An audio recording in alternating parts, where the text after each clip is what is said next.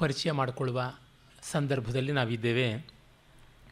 ವಾಮನ ಪುರಾಣದ ಪ್ರಸ್ತಾಪವನ್ನು ತರುತ್ತಾ ಅಲ್ಲಿರುವ ವಿಷಯ ಸ್ವಾರಸ್ಯಗಳ ಬಗ್ಗೆಗೆ ಹೇಳ್ತಾ ಪಾರ್ವತಿ ಪರಮೇಶ್ವರರ ಸಂಸಾರದ ತಾಪತ್ರಯದಿಂದ ಆರಂಭ ಮಾಡಿದ್ದೆ. ನರನಾರಾಯಣರ ಪ್ರಸ್ತಾಪ ಬಂದಿತ್ತು. ಆ ಬಳಿಕ ಪ್ರಹ್ಲಾದನಿಗೆ ಉಂಟಾದ ಅಸುರ ಸಾಮ್ರಾಜ್ಯ ನಿರ್ವಾಹಕತ್ವದಿಂದಾಗಿ ಕ್ಷಣಕಾಲದ ಅಜ್ಞಾನದ ಬಗ್ಗೆ ಕೂಡ ನಾವು ನೋಡಿದ್ವಿ. ಅಂತೆಯೇ ಇಲ್ಲಿ ಬರುವ ಮತ್ತೊಂದು ವಿಶೇಷವಾದಂಥ ಉಪಾಖ್ಯಾನ ಮಹಿಷಾಸುರ ವಧೆ. ಮಹಿಷಾಸುರನನ್ನು ದೇವಿ ಕಾತ್ಯಾಯನಿ ಸಂಗ್ರಾಮದಲ್ಲಿ ಸೆಣಸುವಂಥದ್ದು ಬರುತ್ತೆ. ಆ ಸಂದರ್ಭದಲ್ಲಿ ಬೇರೆ ಬೇರೆ ದೇವತೆಗಳೆಲ್ಲರೂ ಕೂಡ ಆಕೆಗೆ ಏನೆಲ್ಲ ಸಹಾಯವನ್ನು ಒದಗಿಸ್ತಾರೆ ಅನ್ನೋದು ತುಂಬ ಸ್ವಾರಸ್ಯಕಾರಿಯಾಗಿರುವಂಥದ್ದು. ಇದು ದೇವಿ ಭಾಗವತ, ಬ್ರಹ್ಮಾಂಡ ಪುರಾಣ ಇತ್ಯಾದಿಗಳಲ್ಲಿ ಕೂಡ ತುಂಬ ಪ್ರಸಿದ್ಧವಾದದ್ದು. ಅಂದರೆ ಆ ದೇವಿಗೆ ಯಾರೆಲ್ಲ ಕೂಡ ಪರಿಕರಗಳು ಬೇಕಾಗಿರುತ್ತೆ, ಯುದ್ಧದ ಆಯುಧಗಳು, ಅವರನ್ನೆಲ್ಲವನ್ನ ಕೊಡ್ತಾರೆ ಅಂತ. ಲಲಿತಾ ಸಹಸ್ರನಾಮದಲ್ಲಿ ಚಿದಗ್ನಿಕುಂಡ ಸಂಭೂತ ದೇವಕಾರ್ಯ ಸಮುದ್ಯತ ಅಂತ ಬರುವಾಗ ದೇವತೆಗಳು ಒಂದು ಜ್ಞಾನಾಗ್ನಿಯಲ್ಲಿ ಯಜ್ಞ ಮಾಡಿದ್ರು, ಆ ಯಜ್ಞದ ಫಲವಾಗಿ ಅವಳು ಸೇರಿದ್ದು ಅಂತ. ತಾತ್ಪರ್ಯವಿಷ್ಟೇ, ದುಷ್ಟತೆಯ ದಮನ ಮಾಡಬೇಕು ಅಂದರೆ ಇನ್ಯಾವುದೋ ಅವರಿಗೆ ಇಲ್ಲದೇ ಇರುವಂಥದ್ದು ಹೊಸತು ಬರೋದಿಲ್ಲ. ನಮ್ಮೊಳಗೆ ಇರುವಂಥ ಶಕ್ತಿಗಳು ಕೇಂದ್ರೀಕೃತವಾಗುತ್ತವೆ. They crystallize and they form a new power ಅಷ್ಟೆ. ಹಾಗಾಗಿ ಇರುವ ದೇವತೆಗಳೇನೆ ಒಂದು ಹೊಸ ಶಕ್ತಿಯನ್ನು ತಮ್ಮೊಳಗೆ ಹೊಸೆದುಕೊಳ್ತಾರೆ, ತಮ್ಮ ತಮ್ಮ ಆಯುಧಗಳನ್ನೇ ಸೇರಿಸಿಕೊಡ್ತಾರೆ. ವಸ್ತುತಃ ಏನು ಲೇಸರ್ಗೂ ಮಾಮೂಲಿ ಬೆಳಕಿಗೂ ಇರುವಂಥದ್ದು ವ್ಯತ್ಯಾಸ. Laser is A focused light, concentrated light ಅಂತ, ಏಕಾಗ್ರವಾದಂತಹ ತೀಕ್ಷ್ಣವಾದಂಥ ಬೆಳಕು. ಆ ರೀತಿಯಲ್ಲಿನೇ ಶಕ್ತಿ ದುರ್ಗೆ ಕಾತ್ಯಾಯಿನಿ ಕೂಡ ಅಂತ ಹೇಳಿಬಿಟ್ಟು ಆಮೇಲೆ ಆ ರಾಕ್ಷಸನ ವಧೆ ಅದು ವಿಸ್ತಾರವಾಗಿ ಬರುತ್ತೆ. ಮಹಿಷಾಸುರ ತಾನು ಚಂಡಮುಂಡಾದಿಗಳನ್ನು ಮೊದಲು ಮುಂದೆ ಮಾಡ್ತಾನೆ.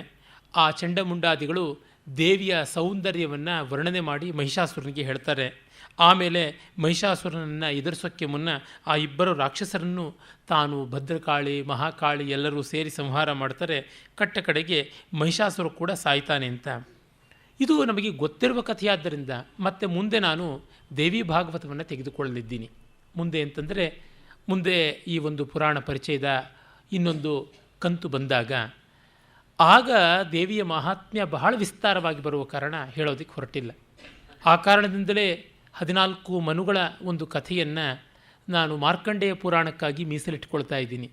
ಏಕೆಂದರೆ ಮಾರ್ಕಂಡೇಯ ಪುರಾಣದಲ್ಲಿ ತುಂಬ ವ್ಯಾಪಕವಾಗಿ ಬಹಳ ರೋಚಕವಾಗಿ ಬರುತ್ತೆ ಮತ್ತು ಅನೇಕ ಧ್ವನಿತಾರ್ಥಗಳು ಕೂಡ ಇವೆ. ಅದರಿಂದಾಗಿ ಅದನ್ನು ಅಲ್ಲಿಗೆ ಮೀಸಲಿಡುವಂತೆ ದೇವಿ ಮಹಾತ್ಮ್ಯ ಸಂಬಂಧಿಯಾದದ್ದನ್ನೆಲ್ಲ ಆ ದೇವಿ ಭಾಗವತದಲ್ಲಿ ತೆಗೆದುಕೊಳ್ತಾ ಇದ್ದೀನಿ. ವಸ್ತುತಃ ದೇವಿ ಭಾಗವತ ಮಹಾಪುರಾಣವೇ ವಿಷ್ಣು ಭಾಗವತವೇ ಅಂತ ದೊಡ್ಡ ಚರ್ಚೆ ಉಂಟು. ಅದನ್ನು ಮೊದಲ ಕಂತಿನ ಪುರಾಣ ಪರಿಚಯದ ಪ್ರಸ್ತಾವನೆಯಲ್ಲೇ ಹೇಳಿದ್ದೆ. ಆದರೆ ಅದು ಅತ್ಯಂತ ಉತ್ತಮವಾದ ಪುರಾಣ ಮತ್ತು ಪುರಾಣದ ಎಲ್ಲ ಲಕ್ಷಣಗಳನ್ನು ಒಳಗೊಂಡದ್ದು. ಆ ಕಾರಣದಿಂದ ಅದನ್ನು ಮತ್ತು ವಿಷ್ಣು ಧರ್ಮೋತ್ತರ ಪುರಾಣ ಈ ಎರಡನ್ನೂ ಕೂಡ ಅಷ್ಟಾದಶ ಪುರಾಣ ಪರಿಚಯದಲ್ಲಿ ಸೇರಿಸಿಕೊಳ್ಳುವ ಕಾರಣ ಅದು ಏನಿಲ್ಲ ಅಂದರೂ 20 ಪುರಾಣಗಳಾಗುತ್ತವೆ. ಮತ್ತು ಲಿಂಗ ಪುರಾಣ ಶಿವಪುರಾಣ ಎರಡನ್ನೂ ಸೇರಿಸಿಕೊಳ್ತಾ ಇದ್ದೀನಿ. ಶಿವಪುರಾಣವನ್ನು ಕೆಲವರು ಉಪಪುರಾಣ ಅಂತ ಅಥವಾ ಶಿವಪುರಾಣವನ್ನು ಮಹಾಪುರಾಣ, ಲಿಂಗ ಪುರಾಣ ಉಪಪುರಾಣ ಅಂತ ಮಾಡುವುದುಂಟು. ಆದರೆ ಶಿವಪುರಾಣದಲ್ಲಿ ಸಾಕಷ್ಟು ಸ್ವಾರಸ್ಯಕಾರಿಯಾದಂಥ ವಿಷಯಗಳು ಬರುವ ಕಾರಣ ಅದನ್ನು ತೆಗೆದುಕೊಂಡು ಏಕಾಂಡವಾಗಿ ಮಾಡಿಕೊಂಡು ಮುಂದುವರಿಯೋದು ಅಂತ ಅಂದುಕೊಂಡಿದ್ದೀನಿ. ಇರಲಿ, ಪುರಾಣ ಪ್ರಪಂಚ ಬಹಳ ವಿಸ್ತಾರವಾದದ್ದು, ಅನುಕೂಲ ಕಂಡಂತೆ ಮಾಡೋಣ. ಹಾಗಾಗಿ ಮಹಿಷಾಸುರ ವಧೆಯ ವಿವರಗಳಿಗೆ ನಾನು ಜಾಸ್ತಿ ಹೋಗ್ತಾ ಇಲ್ಲ. ದೇವಿ ಭಾಗವತದ ವಿವರಗಳು ತುಂಬ ವಿವಿಡ್, ಸ್ವಾರಸ್ಯಕಾರಿಯಾಗಿವೆ. ಆದರೆ ಅಲ್ಲಿ ಬಾರದಂಥ ಒಂದು ಸ್ವಾರಸ್ಯ ಏನು ಅಂತಂದರೆ, ದೇವತೆಗಳೆಲ್ಲ ಆಯುಧಗಳನ್ನು ಎಲ್ಲವನ್ನೂ ಕೂಡ ಕೊಟ್ಟಂತೆ ಮತ್ತೊಂದು ಏನು ಮಾಡ್ತಾರೆ, ತಮ್ಮ ತಮ್ಮ ಶಕ್ತಿಯಿಂದ ಅವರು ತಮ್ಮ ಬೇರೆ ಬೇರೆ ಶರೀರ ಭಾಗಗಳಿಂದ ಬೇರೆ ಬೇರೆ ವೃಕ್ಷಗಳನ್ನು ಸೃಷ್ಟಿ ಮಾಡಿದ್ರು ಅಂತ. ನಮ್ಮಲ್ಲಿ ವೃಕ್ಷ ಪೂಜೆ ವಿಶೇಷವಾದದ್ದು. ಕೇವಲ ಭಾರತೀಯ ಸಂಸ್ಕೃತಿಯಲ್ಲಿ ಮಾತ್ರವಲ್ಲ, ಪ್ರಾಚೀನ ಸಂಸ್ಕೃತಿಗಳು ಅನೇಕ ಇವೆ. ಯಾವುದನ್ನು ಪೇಗನ್ ಕಲ್ಚರ್ ಅಂತ, ಯಾವುದನ್ನು ಕಾಫಿರ್ ಸಂಸ್ಕೃತಿ ಅಂತ ಕ್ರೈಸ್ತ ಮತ್ತು ಮುಸಲ್ಮಾನ್ ಮತಗಳು ಖಂಡನೆ ಮಾಡುತ್ತವೋ ತಿರಸ್ಕರಿಸಿದವೋ ಅಲ್ಲಿ ವಿಶೇಷವಾಗಿ ಕಾಣುತ್ತೆ. ಕಾರಣ ಇಷ್ಟೇ, ಅವು ಪ್ರಕೃತಿಗೆ ನಿಸರ್ಗಕ್ಕೆ ನಿಕಟವಾಗಿದ್ದಂಥ ಇರುವಂಥ ಸಂಸ್ಕೃತಿಗಳು. ಅವುಗಳೆಲ್ಲ ಅಳಿದು ಹೋಗಿ ಕುಟುಕು ಜೀವ ಇಟ್ಟುಕೊಂಡು ಈಗ ಆಫ್ರಿಕಾದಲ್ಲಿ, ಆಸ್ಟ್ರೇಲಿಯಾದಲ್ಲಿ, ದಕ್ಷಿಣ ಅಮೆರಿಕಾದಲ್ಲಿ ಇಲ್ಲ ಅನ್ನೋಷ್ಟು ನಾಶನ ಆಗೋಗ್ಬಿಟ್ಟಿದೆ. ಸ್ಪ್ಯಾನಿಯಾರ್ಡ್ಸ್ ಹೋಗಿ ಸರ್ವನಾಶ ಮಾಡಿಬಿಟ್ರು. ಚೈನಾದ ಕೆಲವೊಂದು ಭಾಗಗಳಲ್ಲಿ, ಜಪಾನ್ನಲ್ಲಿ ಇನ್ನೂ ಅವಶೇಷ ಉಳಿದಿದೆ. ಚೈನಾದಲ್ಲಿ ಕಮ್ಯುನಿಸಮ್ ನಾಶನ ಮಾಡಿತು. ಯುರೋಪ್ನಲ್ಲಿ ಕ್ರೈಸ್ತ ತುಂಬ ಸರ್ವನಾಶ ಮಾಡಿತು. ಹಾಗೆ ಕ್ರೈಸ್ತ ಮತ ಎಲ್ಲೆಲ್ಲೆಲ್ಲ ಹೋಯಿತು. ಸೌತ್ ಅಮೇರಿಕಾದಲ್ಲಿ, ಸೌತ್ ಆಫ್ರಿಕಾದಲ್ಲಿ, ಆಸ್ಟ್ರೇಲಿಯಾದಲ್ಲಿ ಕೂಡ ಮಾಡಿತು. ಮತ್ತು ಇನ್ನು ಉತ್ತರ ಆಫ್ರಿಕಾದಲ್ಲಿ ಇಸ್ಲಾಂ ತುಂಬ ದೊಡ್ಡ ದೌರ್ಜನ್ಯ ಮಾಡಿತು. ಹಾಗೆಯೇ ಮಿಡ್ಲ್ ಈಸ್ಟಲ್ಲಿ ಕೂಡ ಸಾಕಷ್ಟು ದೌರ್ಜನ್ಯ ಮಾಡಿ ಆ ಹಳೆಯ ಸಂಸ್ಕೃತಿಗಳು, ಹಳೆಯ ವೃಕ್ಷಾರಾಧನೆ ಮೊದಲಾದ ನಿಸರ್ಗ ಪೂಜೆ ಎಲ್ಲ ಸರ್ವನಾಶವಾಯಿತು. ಅಲ್ಲಿ ಪ್ರಕೃತಿಯ ಪ್ರೇಮ ಅನ್ನೋದು ತುಂಬ ಅಸಾಧಾರಣವಾದಂಥದ್ದು ಅಂತ ಗೊತ್ತಾಗುತ್ತೆ. ಹಿಂದೊಮ್ಮೆ ಇದೇ ವೇದಿಕೆಯಲ್ಲಿ ಪ್ರಸ್ತಾವ ಮಾಡಿದ್ದೆ. ಅಮೇರಿಕದ ಸಿಯಾಟಲ್ ಅಂತ ಅನ್ನುವ ಒಬ್ಬ ರೆಡ್ ಇಂಡಿಯನ್ ನಾಯಕ ಅಮೇರಿಕನ್ನರಿಗೆ ಬರೆದಂಥ ಪತ್ರ ಎಷ್ಟು ಮಾರ್ಮಿಕವಾದದ್ದು. ನಮಗೆ ನೆಲ, ಜಲ, ಪ್ರಕೃತಿ, ಮರ, ಗಿಡ, ಹಕ್ಕಿ ಎಲ್ಲ ಪವಿತ್ರ. ಅವಿಲ್ಲದೆ ನಾವು ಬಾಳಕ್ಕಾಗೋಲ್ಲ. ಕೊಳದ ಅಲೆಗಳು ತುಯ್ದಾಡದೇ ಇದ್ದರೆ, ಅಲ್ಲಿ ದಡದ ಮರಗಳಲ್ಲಿ ಪಕ್ಷಿಗಳು ಚಿಲಿಪಿಲಿ ಮಾಡದೇ ಇದ್ದರೆ ನಮ್ಮ ಮಕ್ಕಳಿಗೆ ನಿದ್ರೆ ಬರುವುದಿಲ್ಲ, ಜೋಗುಳ ಹಾಡಿದಂತೆ ಆಗುವುದಿಲ್ಲ. ಅದೆಲ್ಲ ನಿಮಗಿಲ್ಲ, ನಾವು ಏನನ್ನು ಮಾಡೋಣ, ಹೇಗೆ ಮಾಡೋಣ ಅಂತ. ಈ ರೀತಿಯಾದಂಥ ಒಂದು ಭಾವ ಇರುವ ಕಾರಣವೇ ನಮ್ಮ ಭಾರತೀಯ ಸಂಸ್ಕೃತಿ ಇವತ್ತಿಗೂ ಉದಾತ್ತವಾಗಿ ಮನೋಹರವಾಗಿ ಇದೆ. ಅಲ್ಲಿ ಕೊಳಕು ಕೆಟ್ಟದ್ದು ಇಲ್ಲ ಅಂತ ಇಲ್ಲ. ಆದರೆ ಮನೆಯಿಂದ ಒಂದು ಡ್ರೈನೇಜ್ ಹೋಗುವಂಥದ್ದು ಅನಿವಾರ್ಯ. ಮನೆಯೇ ಡ್ರೈನೇಜ್ ಆಗಬಾರ್ದು. ಹಾಗೆ ಅಲ್ಲಿ ಇಲ್ಲಿ ಇರುತ್ತದೆ. ಮಹಾತ್ಮ ಗಾಂಧಿಯವರು ಮಿಸ್ ಮೇಯೋ ಅಂತ ಒಬ್ಬ ಕೇವಲ ಕ್ರೈಸ್ತ ಮತದ ದೃಷ್ಟಿಯಿಂದಲೇ ಸಂಕುಚಿತವಾಗಿ ಇಡೀ ಭಾರತೀಯ ಸಂಸ್ಕೃತಿಯನ್ನು ನೋಡಿ ಮದರ್ ಇಂಡಿಯಾ ಅಂತ ಬರೆದ ಒಂದು ಕೆಟ್ಟ ಪುಸ್ತಕವನ್ನು ಕಂಡು it's A drainage surveyors report ಅಂತ ಹೇಳಿದರು. ಕಾರಣ ಇಷ್ಟೇ, ಚರಂಡಿಯನ್ನು ತಪಾಸಣೆ ಮಾಡುವವನಿಗೆ ಆ ದುರ್ವಾಸನೆ ಕೊಚ್ಚೆ ಬಿಟ್ಟು ಬೇರೆ ಏನೂ ಕಾಣಿಸೋದಿಲ್ಲ, ಕಾಣಿಸಬಾರದು ಕೂಡ. ಅವನು ಅದನ್ನು ಮಾತ್ರ ನೋಡೋದು. ಅವನು ನೆಲದೊಳಗಡೆನೇ ಇರ್ತಾನೆ, ಅಂಡರ್ಗ್ರೌಂಡ್ ಡ್ರೈನೇಜಲ್ಲಿ ಏನೇ ಇರೋದು, ಆಚೆ ಕಡೆಗೆ ಬರೋದಿಲ್ಲ. ಹುಳುಗಳಲ್ಲಿ ಹುಳುವಾಗಿ ಬಾಳಬೇಕಾಗತ್ತೆ. ಇಲ್ಲದೇ ಇದ್ದರೆ ಅದರ ತಪಾಸಣೆ ಸಾಧ್ಯ ಇಲ್ಲ. ಆ ತರಹ ಅಂತ ಆ ಹಿನ್ನೆಲೆಯಲ್ಲಿ ನೋಡಿದಾಗ ದೇವತೆಗಳ ಒಂದೊಂದು ಅಂಗಗಳಿಂದ ಬೇರೆ ಬೇರೆ ವೃಕ್ಷಗಳು ಬಂದುವು ಅಂತ ನಮ್ಮ ಪುರಾಣ ಹೇಳುವುದು ಬಹಳ ಮೌಲಿಕವಾಗಿ ತೋರುತ್ತೆ. ಅದು ಸಿಂಧು ಸರಸ್ವತಿ ಸಂಸ್ಕೃತಿ ಅಂತ ಯಾವುದು, ಹರಪ್ಪ ಮೊಹಂಜದಾರೋ ಸಂಸ್ಕೃತಿ ಅಂತ ಇದ್ದದ್ದನ್ನು ಇವತ್ತು ಸರಿಯಾಗಿ ಗುರುತಿಸಿದ್ದಾರೆ. ಅದು ಲೇಟರ್ ವೇದಿಕ್ ಏಜ್, ಸೂತ್ರಕಾಲದ ಸಂಸ್ಕೃತಿ, ವೇದಾಂಗ ಕಾಲದ ಸಂಸ್ಕೃತಿ. ಅಲ್ಲಿ ನಮಗೆ ಬೇಕಾದಂತೆ ವೃಕ್ಷ ಪೂಜೆಯ ಸಂಕೇತಗಳು ಕಾಣುತ್ತವೆ. ಆ ಥರದ್ದು ತುಂಬ ಉಂಟು. ಆ ಒಂದು ಕೆಲವೊಂದು ಅಂಶಗಳು ಇಲ್ಲಿ ಗಮನಾರ್ಹವಾದದ್ದು ಅಂತ ನಿಮ್ಮ ಮುಂದೆ ಇಡುವ ಪ್ರಯತ್ನ ಪಡ್ತೀನಿ. ಪುಲಸ್ತ್ಯ ಮಹರ್ಷಿ ವಾಮನ ಅವತಾರದ ಸಂದರ್ಭದಲ್ಲಿ ಅನೇಕ ಕಥೆಗಳನ್ನು ತೆಗೆದುಕೊಳ್ತಾ ಇದನ್ನು ನಾರದರಿಗೆ ಹೇಳ್ತಾ ಇರುವುದು. ಕಂದರ್ಪಸ್ಯ ಕರಾಗ್ರೇತು ಕದಂಬಶ್ಚಾರುದರ್ಶನ ತೇನ ತಸ್ಯ ಪರಾ ಪ್ರೀತಿ ಕದಂಬೇನ ವಿವರ್ಧತೆ.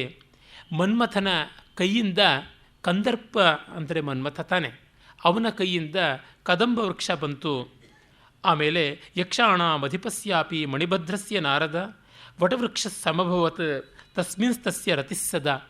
ಯಕ್ಷಾಧಿಪತಿಯಾದ ಮಣಿಭದ್ರ ಯಕ್ಷ, ಅವನ ಮೂಲಕವಾಗಿ ವಟವೃಕ್ಷ ಬಂತು ಅಂತ.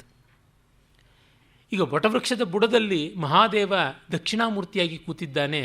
ವಟವೃಕ್ಷದ ಎಲೆಯಲ್ಲಿ ಶಿಶುವಾಗಿ ವಟಪತ್ರಶಾಯಿ ಮಹಾವಿಷ್ಣು ಮಲಗಿದ್ದಾನೆ ಅಂತ. ಇವಲ್ಲಿ ಅವನು ಕೂತಿದ್ದಾನೆ, ಅಲ್ಲಿ ಅವನು ಮಲಗಿದ್ದಾನೆ. ಮತ್ತು ವಟದ ಬೀಳಲುಗಳು ಅನಾದಿ ಅನಂತವಾದಂಥ ಈ ವೃಕ್ಷ ಬುಡ ಎಲ್ಲಿದೆ, ಮೇಲೆಲ್ಲಿದೆ ಅಂತ ಗೊತ್ತಿಲ್ಲದೆ, ಇದು ಎಳೆಯ ವೃಕ್ಷವೇ, ತುಂಬ ವೃದ್ಧವಾದ ಮುದಿಯಾದ ವೃಕ್ಷವೇ ಅಂತ ವ್ಯತ್ಯಾಸ ಗೊತ್ತಾಗೋದಿಲ್ಲ. ಮತ್ತು ಇದಕ್ಕೆ ಅಳಿವಿಲ್ಲ ಅಂತೀವಲ್ಲ, ಅಂಥ ಅನಾದ್ಯನಂತವಾದಂಥ ಈ ವೃಕ್ಷಕ್ಕೆ ಯಕ್ಷಾಧಿಪತಿಯಾದ ಮಣಿಭದ್ರ ಅಂತ. ಮಣಿಭದ್ರ ಯಕ್ಷ ಬೌದ್ಧ ಜೈನ ಗ್ರಂಥಗಳಲ್ಲಿ ಕೂಡ ಬರ್ತಾನೆ. ಆತ ವಿಶೇಷವಾಗಿ ವಾಣಿಜ್ಯ ದೇವತೆ ಅಂತ. ಆ ವಾಣಿಜ್ಯ ಈ ಥರ ಬೀಳಲು ಬಿಟ್ಟುಕೊಂಡು ವ್ಯಾಪಾರೀಕರಣ ಅಷ್ಟು ವಿಸ್ತಾರವಾಗಿ ಹೋಗುವಂಥದ್ದು. ಇದೆಲ್ಲವೂ ಆಶ್ವೇಜ ಮಾಸದಲ್ಲಿ ಆದದ್ದು ಅಂತ ಗೊತ್ತಾಗುತ್ತೆ. ಮತ್ತು ಯಾವಾಗ ಪರಮಾತ್ಮ ಮಹಾವಿಷ್ಣುವಿನ ನಾಭಿಯಿಂದ ಕಮಲ ಬಂತೋ ಆಗ ಇವೆಲ್ಲ ಆದವು ಅಂತ. ಅಂದರೆ ಮಹಾವಿಷ್ಣು ಮೊದಲು ತನ್ನ ಒಂದು ಶರೀರದಿಂದ ಒಂದು ವೃಕ್ಷ ವಿಶೇಷವನ್ನು, ಸಸ್ಯ ವಿಶೇಷವನ್ನು ಹುಟ್ಟಿಸಿದ ಅಂತ. ಪರಮಾತ್ಮನ ಸ್ವರೂಪವಾಗಿ ಪ್ರತಿನಿಧಿಯಾಗಿ ಇರುವಂಥದ್ದು ವೃಕ್ಷ ಅಂತ ಗೌರವಿಸಬೇಕು ಅಂತ. ಮಹೇಶ್ವರಸ್ಯ ಹೃದಯೇ ಧತ್ತೂರ ವಿಟಪಶುಭ ಸಂಜಾತ ಸಚ ಶರ್ವಸ್ಯ ರತಿಕೃತ್ತಸ್ಯ ನಿತ್ಯಶಃ. ಹಾಗೆ ಮಹಾದೇವನ ಹೃದಯದಿಂದ ದತ್ತೂರ ವೃಕ್ಷ, ಉಮ್ಮತ್ತಿ ಗಿಡ ಬಂತು, ಅದು ಅವನಿಗೆ ಪ್ರಿಯವಾಯಿತು ಅಂತ. ಇಲ್ಲಿ ಈ ಒಂದೊಂದು ಗಿಡಗಳಿಗೂ ಒಂದು ವಿಶೇಷ ಉಂಟು. ಕದಂಬ ವೃಕ್ಷ ಮಳೆಗಾಲದಲ್ಲಿ ಹೂವು ಬಿಡುತ್ತೆ ಮತ್ತು ಅದರಿಂದ ಕಾದಂಬ ಅನ್ನುವಂಥ ಒಂದು ರಸವನ್ನು ತಯಾರು ಮಾಡ್ತೀವಿ. ಅದು ಇಂಟಾಕ್ಸಿಕೇಟಿಂಗ್ ಲಿಕ್ವಿಡ್ ಅಂತ. ಕಾಮಕ್ಕೆ ಪೋಷಕವಾದಂಥ ಒಂದು ಪ್ರವರ್ಧನಕಾರಿಯಾದ ಆಸವ ಮದ್ಯ ಅಂತ. ಅದು ಕಾದಂಬರಿ ಅಂತಲೂ ಹೇಳ್ತಾರೆ. ಆ ಕಾರಣವೇನೇ ಕಾದಂಬರಿ ಮದ್ಯ ವಿಶೇಷ ಪ್ರಿಯವಾದದ್ದು ದೇವಿಗೆ ಅಂತಲೂ ಕೂಡ ಅವಳ ಹಾಲ ಅನ್ನುವಂಥ ಒಂದು ಮದ್ಯವನ್ನು, ಕಾದಂಬರಿ ಅನ್ನೋ ಮದ್ಯವನ್ನು ಸ್ವೀಕಾರ ಮಾಡ್ತಾಳೆ ಅಂತಲೂ.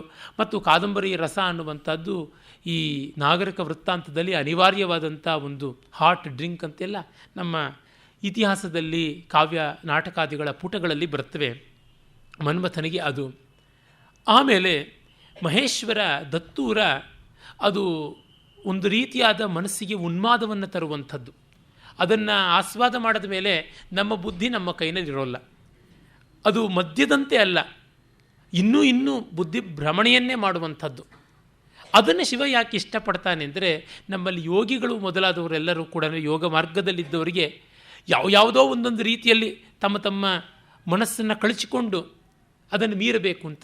ಉದಾಹರಣೆಗೆ ಜೈನರಲ್ಲಿ ದೇಹಾಭಿಮಾನವನ್ನು ಹೋಗಲಾಡಿಸಿಕೊಳ್ಬೇಕು ಅಂತಲೇ ನಗ್ನತ್ವವಾಗಲಿ, ತಾವೇ ಕೈಯಿಂದ ಮಾಡಿಕೊಳ್ಳುವಂಥ ಲುಂಛನ ಲೋಚುಕರ್ಮ ಅಂತ ಏನು ಹೇಳ್ತಾರೆ ಅದೆಲ್ಲ ಮಾಡಿಕೊಳ್ಳುವುದಿರಬಹುದು. ಅದೇ ರೀತಿ ಆ ಘೋರಿಗಳು ಹಸಿ ಹಸಿಯಾಗಿ ಚಿತೆಯಲ್ಲಿ ಉರಿಯುವಂತಹ ಮಾಂಸವನ್ನು ಕಿತ್ತು ತಿನ್ನುವುದಾಗಲಿ, ಸ್ವಮೂತ್ರ ಭಕ್ಷಣ ಪಾನಾದಿಗಳನ್ನು ಮಾಡುವುದಾಗಲಿ ಅಸಹ್ಯ ಅನ್ನೋದು ಬದುಕಲ್ಲಿ ಇಟ್ಟುಕೊಳ್ಳಬಾರದು ಅಂತ. ಅದು ಒಂದು ರೀತಿಯಾಗಿ ದೇಹಭಾವವನ್ನು, ಪ್ರಪಂಚ ಭಾವವನ್ನು ಮೀರುವಂಥ ಪ್ರಯತ್ನ. ನಮಗದು ಕಷ್ಟ, ನಮಗದು ಅಸಹ್ಯ ಆಗಬಹುದು, ಅವರಿಗೆ ಅದು ಸಾಧ್ಯವಾಗುವಂಥದ್ದು. ಅಂದರೆ ಅವರದನ್ನು ಲೋಕಕ್ಕೆಲ್ಲ ಉಪದೇಶ ಮಾಡಬಾರ್ದು, ಏಕಾಂತದಲ್ಲಿ ಎಲ್ಲಿಯೋ ಅದನ್ನು ಸಾಧನೆ ಮಾಡಿಕೊಳ್ಳುವುದಾಗುತ್ತೆ. ಆ ಕಾರಣವೇ ಸಾಧನ ಮಾರ್ಗಕ್ಕಿರುವಂಥ ಅನೇಕ ಪದ್ಧತಿಗಳಲ್ಲಿ ಇದು ಮೇಲೂ ಅದು ಕೀಳು ಅಂತ ಇಲ್ಲ. ಯಾರ್ಯಾರ್ದು ಒಂದು ಮನಸ್ಸು ಯಾವ್ಯಾವ ದಾರಿಯಿಂದ ಸದ್ಗತಿಯನ್ನು ಗಳಿಸುತ್ತೋ ಅದು ಅವರವರಿಗೆ ಸರಿ ಎನ್ನುವುದು ನಮ್ಮಲ್ಲಿರುವಂಥ ಉದಾರವಾದ ಕೆಥಾಲಿಸಿಟಿ. ಅಪ್ಪಯ್ಯ ದೀಕ್ಷಿತರಿಗೆ ಒಮ್ಮೆ ತನ್ನ ಮನಸ್ಸಿನ ಮೇಲೆ ತನಗೆ ಹತೋಟಿ ತಪ್ಪಿದರೆ ತಾನು ನಿಜವಾಗಿ ಭಕ್ತನೇ, ತಾನು ನಿಜವಾಗಿ ವಿವೇಕಿಯೇ, ತಾನು ನಿಜವಾಗಿ ಶಾಸ್ತ್ರಜ್ಞನಾಗಿ ಉಳಿತೀನಾ ಅಂತ ಪ್ರಶ್ನೆ ಬಂತು.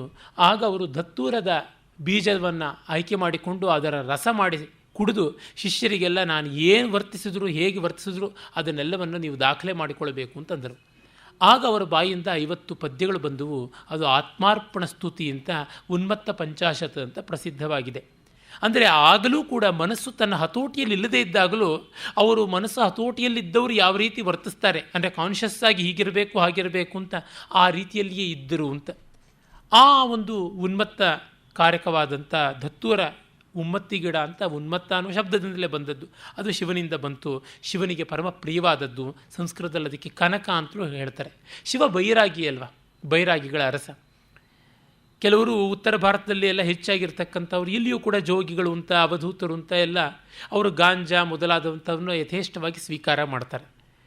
ಶೃಂಗೇರಿಗೆ ಅವರುಗಳೆಲ್ಲ ಬರೋರಂತೆ. ಮಾಸ್ತಿ ವೆಂಕಟೇಶ ಅಯ್ಯಂಗಾರ್ ಅವರು ಬಹಳ ಚೆನ್ನಾಗಿ ತಮ್ಮ ಮಾತುಗಾರ ರಾಮಣ್ಣ ಅನ್ನುವ ಪುಸ್ತಕದಲ್ಲಿ ತಮ್ಮದೇ ಅನುಭವಗಳದು, ಅವರೇ ಮಾತುಗಾರ ರಾಮಣ್ಣ, ವಿಶಾಲವಾದಂಥ ಲೋಕಾನುಭವದಿಂದ ಚೆನ್ನಾದ ಪಾಕವಾದಂಥ ಒಂದು ಜೀವನ ಚಿತ್ರಣ ಕೊಡ್ತಾರೆ.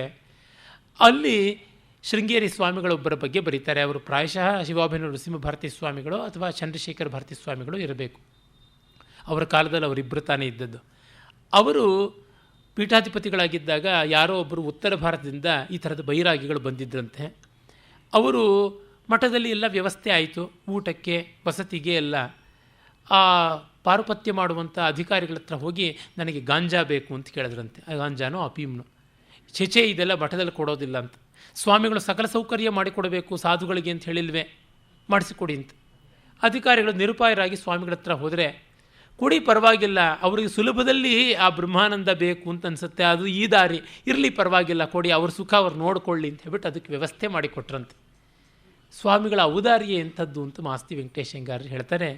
ಆ ರೀತಿಯಾದಂಥದ್ದು ಅದರ ಒಂದು ಪ್ರಾತಿನಿಧಿಕ ರೂಪ ಇಲ್ಲಿ ಕಾಣುತ್ತೆ. ಬ್ರಹ್ಮಣೋ ಮಧ್ಯತೋ ದೇಹ ಜಾತೋ ಮರಕತ ಪ್ರಭ ಖದಿರ ಕಂಟಕೀ ಶ್ರೇಯಾನ್ ಅಭವದ್ ವಿಶ್ವಕರ್ಮಣ.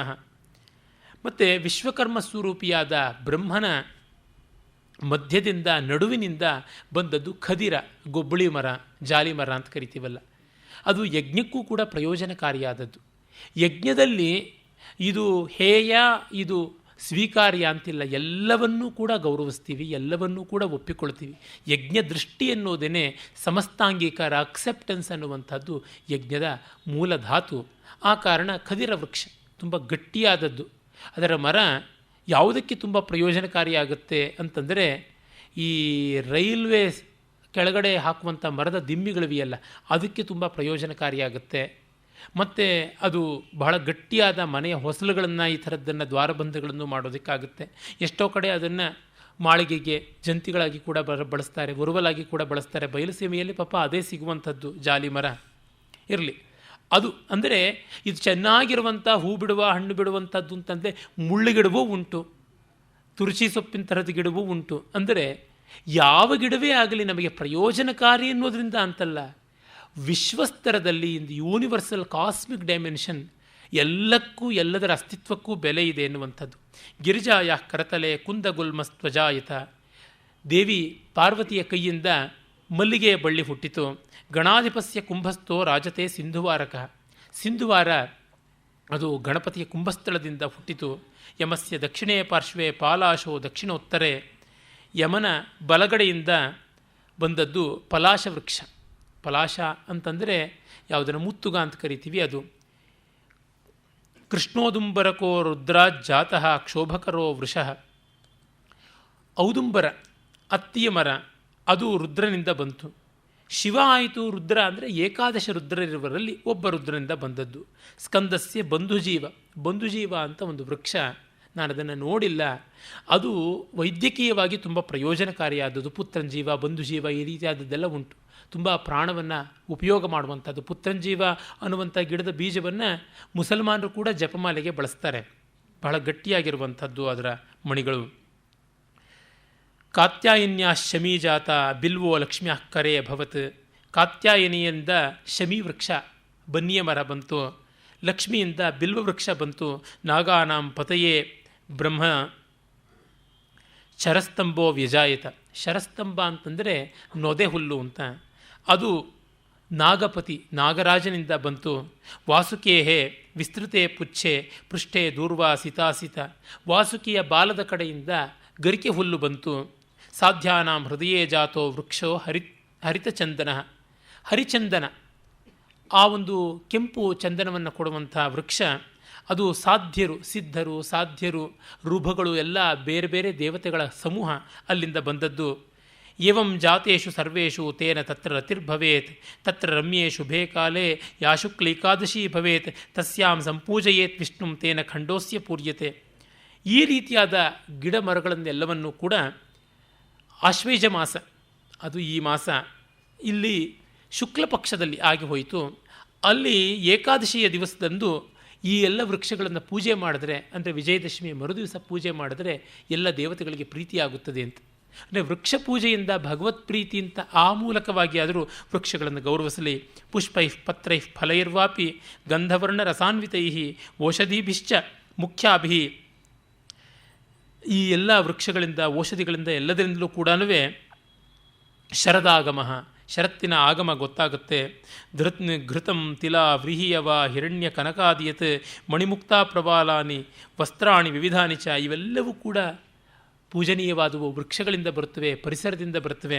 ಆ ಕಾರಣ ಇವುಗಳನ್ನು ಗೌರವಿಸಬೇಕು ಅನ್ನುವಂಥ ಮಾತು ಬರುತ್ತೆ. ಅದಾದ ಮೇಲೆ ಸುಕೇಶಿ ಅಂತನ್ನುವಂಥ ಒಬ್ಬನ ಕಥೆ ಇಲ್ಲಿ ಬರುತ್ತೆ.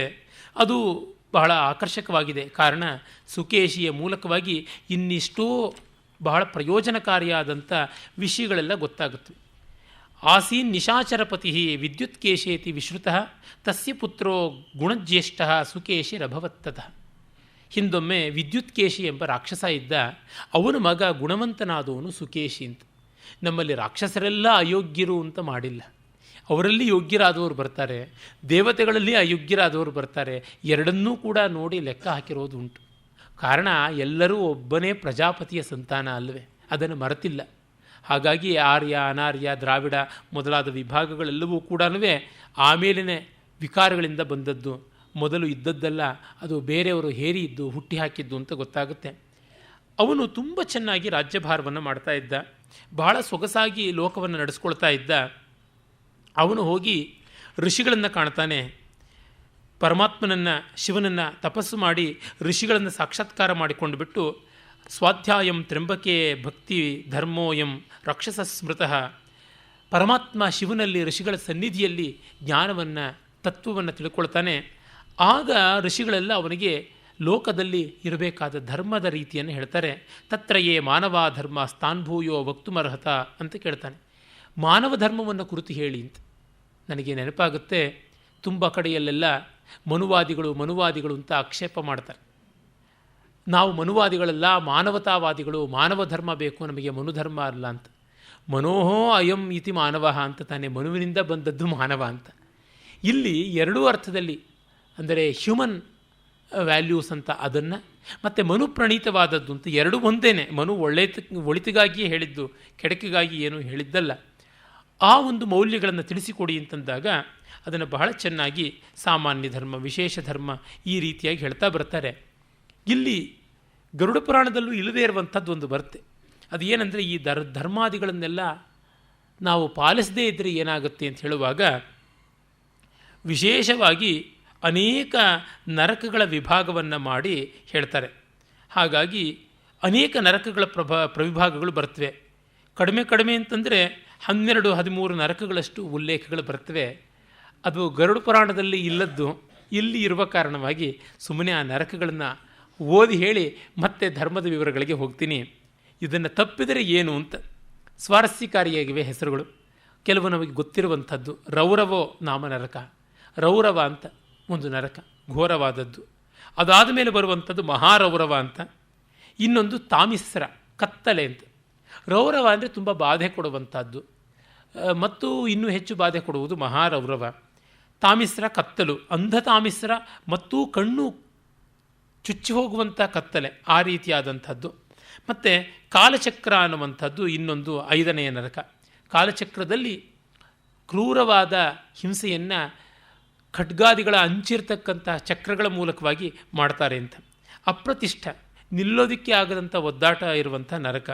ಘಟಿಯಂತ್ರ ಅಂದರೆ ಗಾಣಕ್ಕೆ ಹಾಕಿ ಸುತ್ತುವಂಥದ್ದು ಅಂತ ಹೇಳ್ತೀವಲ್ಲ, ಆ ರೀತಿಯಾದಂಥ ನರಕ.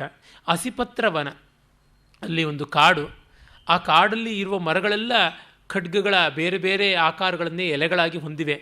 ಎಲ್ಲಿ ಹೋದರೂ ಕೂಡ ನಮಗೆ ಆ ಖಡ್ಗಗಳಿಂದ ಬಾಧೆಯಾಗ್ತಾ ಇರುತ್ತೆ, ಆ ರೀತಿಯಾದದ್ದು.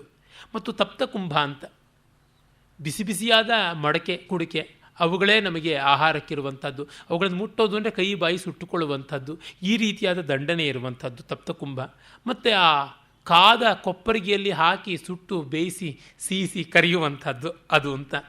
ಮತ್ತು ಕೂಟಶಾಲ್ಮಲಿಹಿ ಅಂತ ಹೇಳ್ಬಿಟ್ಟಿದ್ವಿ.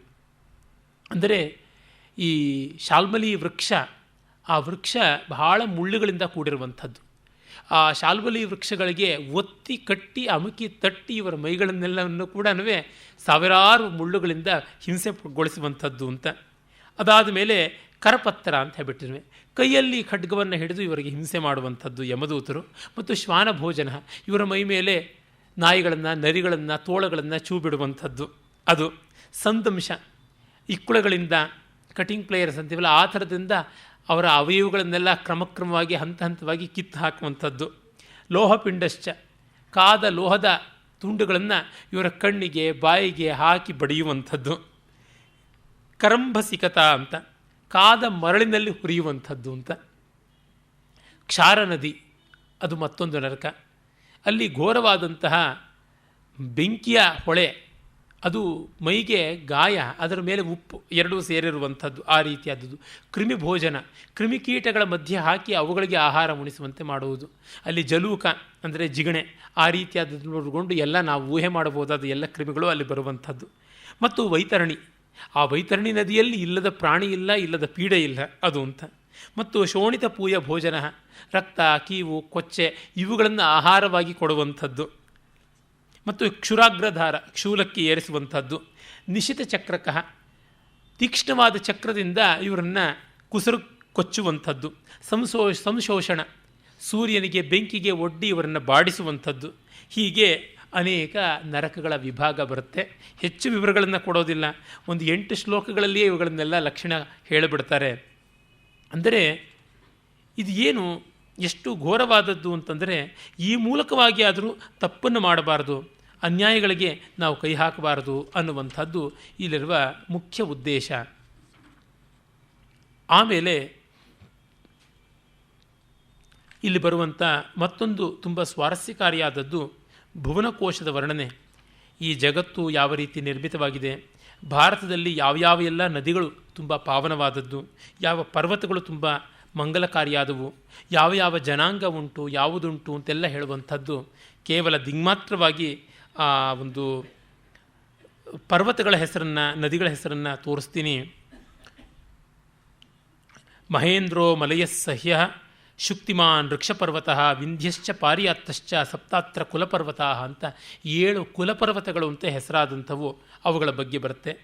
ಆಮೇಲೆ ತಥಾನ್ಯೇ ಶತಸಹಸ್ರ ಭೂಧರ ಮಧ್ಯವರ್ತಿನಃ ವಿಸ್ತಾರೋಚ್ಛ್ರಾಯಣೋ ರಮ್ಯ ವಿಪುಲ ಶುಭಸಾನವ ಅಂತ ಇನ್ನೂ ಬೇಕಾದಷ್ಟು ಬೇರೆ ಬೇರೆ ದಿವ್ಯವಾದಂಥ ಬೆಟ್ಟಗಳಿವೆ ಅಂತ ಕೋಲಾಹಲ ಸವೈಭ್ರಾಜೋ ಮಂದರೋ ದರ್ದುರಾಚಲ ವಾತಂಧಮ ವೈದ್ಯುತಶ್ಚ ಮೈನಾಕ ಸರಸಸ್ತಥಾ ತುಂಗಪ್ರಸ್ಥೋ ನಾಗಗಿರಿ ತಥಾ ಗೋವರ್ಧನಾಚಲ ಉಜ್ಜಾಯನ ಪುಷ್ಪಗಿರಿ ಅರ್ಬುದ ರೈವತ ಅಂತ ಋಷ್ಯಮೂಕ ಸಗೋಮಂತ ಚಿತ್ರಕೂಟ ಕೃತಸ್ಮರ ಶ್ರೀಪರ್ವತ ಕೊಂಕಣ ಶತಶಃ ಅನ್ಯೇಪಿ ಪರ್ವತ ಇವುಗಳು ಬರ್ತವೆ. ಮತ್ತು ಸರಸ್ವತಿ ಪಂಚರೂಪ ಕಾಲಿಂದಿ ಸಹಿರಣ್ವತಿ ಶತದೃಶ್ಚಂದ್ರಿಕಾ ನೀಲ ವಿತಸ್ತ ಐರಾವತಿ ಕುಹು ಮಧುರಾ ದೇವಿಕಾ ಉಶೀರ ಧಾತಕಿ ರಸ ಗೋಮತಿ ಧೂತಪಾಪ ಬಾಹುದ ದೃಷದ್ವತಿ ನಿಶ್ಚೀರ ಗಂಡಕಿ ಚಿತ್ರ ಕೌಶಿಕಿ ವಧೂಸರ ಸರಯು ಸಲೌಹಿತ್ಯ ಹಿಮವತ್ಪಾದ ನಿಸೃತ ವೇದಸ್ಮೃತಿ ವೇದವತಿ ವೃತ್ರಗ್ನಿ ಸಿಂಧು ಪರ್ಣಾಶ ನಂದಿನಿ ಪಾವನಿ ಮಹಿ, ಹೀಗೆ 100 ನದಿಗಳು ಬರ್ತವೆ. ಒಂದು 20-30 ಶ್ಲೋಕಗಳು ಬರ್ತವೆ. ಆಮೇಲಿಂದ ಬೇರೆ ಬೇರೆ ದೇಶಗಳು ಯಾವ್ಯಾವು ಅನ್ನುವಂಥದ್ದು ಬರ್ತವೆ. ಅಲ್ಲಿ ಬೇರೆ ಬೇರೆ ಯಾವ್ಯಾವ ಜನಾಂಗಗಳಿವೆ ಅಂತ ಮತ್ಸ್ಯ ಕುಶಾಟ್ಟ ಕುಂಡಕಾ ಪಾಂಚಾಲಕಾ ಕೋಸಲಾ ವೃಕಾ ಶಬರಕೌವೀರಾ ಸಭೂಲಿಂಗಾ ಶಕಾಶ್ಚ ಸಮಶಕಾಶ್ಚ ಮಧ್ಯದೇಶಾ ವಾಲ್ಲೀಕ ವಾಟಧಾನ ಅಭೀರ ಕಾಲತೋಯಕ ಅಪರಾಂತ, ಇಷ್ಟು ಬೇಕಾದಷ್ಟು ಬರುತ್ತೆ. ಅಂದರೆ ನಮ್ಮ ಸೆನ್ಸಸ್ ಅಂತ ಏನು ಹೇಳ್ತಾರೆ ಆ ರೀತಿಯಾದದ್ದು ಇಲ್ಲಿ ಎಷ್ಟು ಕಾಣುತ್ತೆ. ಒಂದು ದೊಡ್ಡ ಪ್ರಪಂಚವನ್ನು ಕೊಡುವುದರ ಮೂಲಕ ನಮ್ಮಲ್ಲಿ ಇಷ್ಟು ವೈವಿಧ್ಯ ಇದೆ ಅಂತ ಈಗ ಹೇಳ್ತೀವಿ. ಬಹುಸಂಸ್ಕೃತಿ ಎನ್ನುವುದು ಸಂಸ್ಕೃತಕ್ಕೆ ಇಲ್ಲ, ಅದು ಏನಿದ್ರೂ ಕನ್ನಡ ತೆಲುಗು ಮೊದಲಾದ ಬೇರೆ ಭಾಷೆಗಳಿಗೆ ಮಾತ್ರ ಇರೋದು.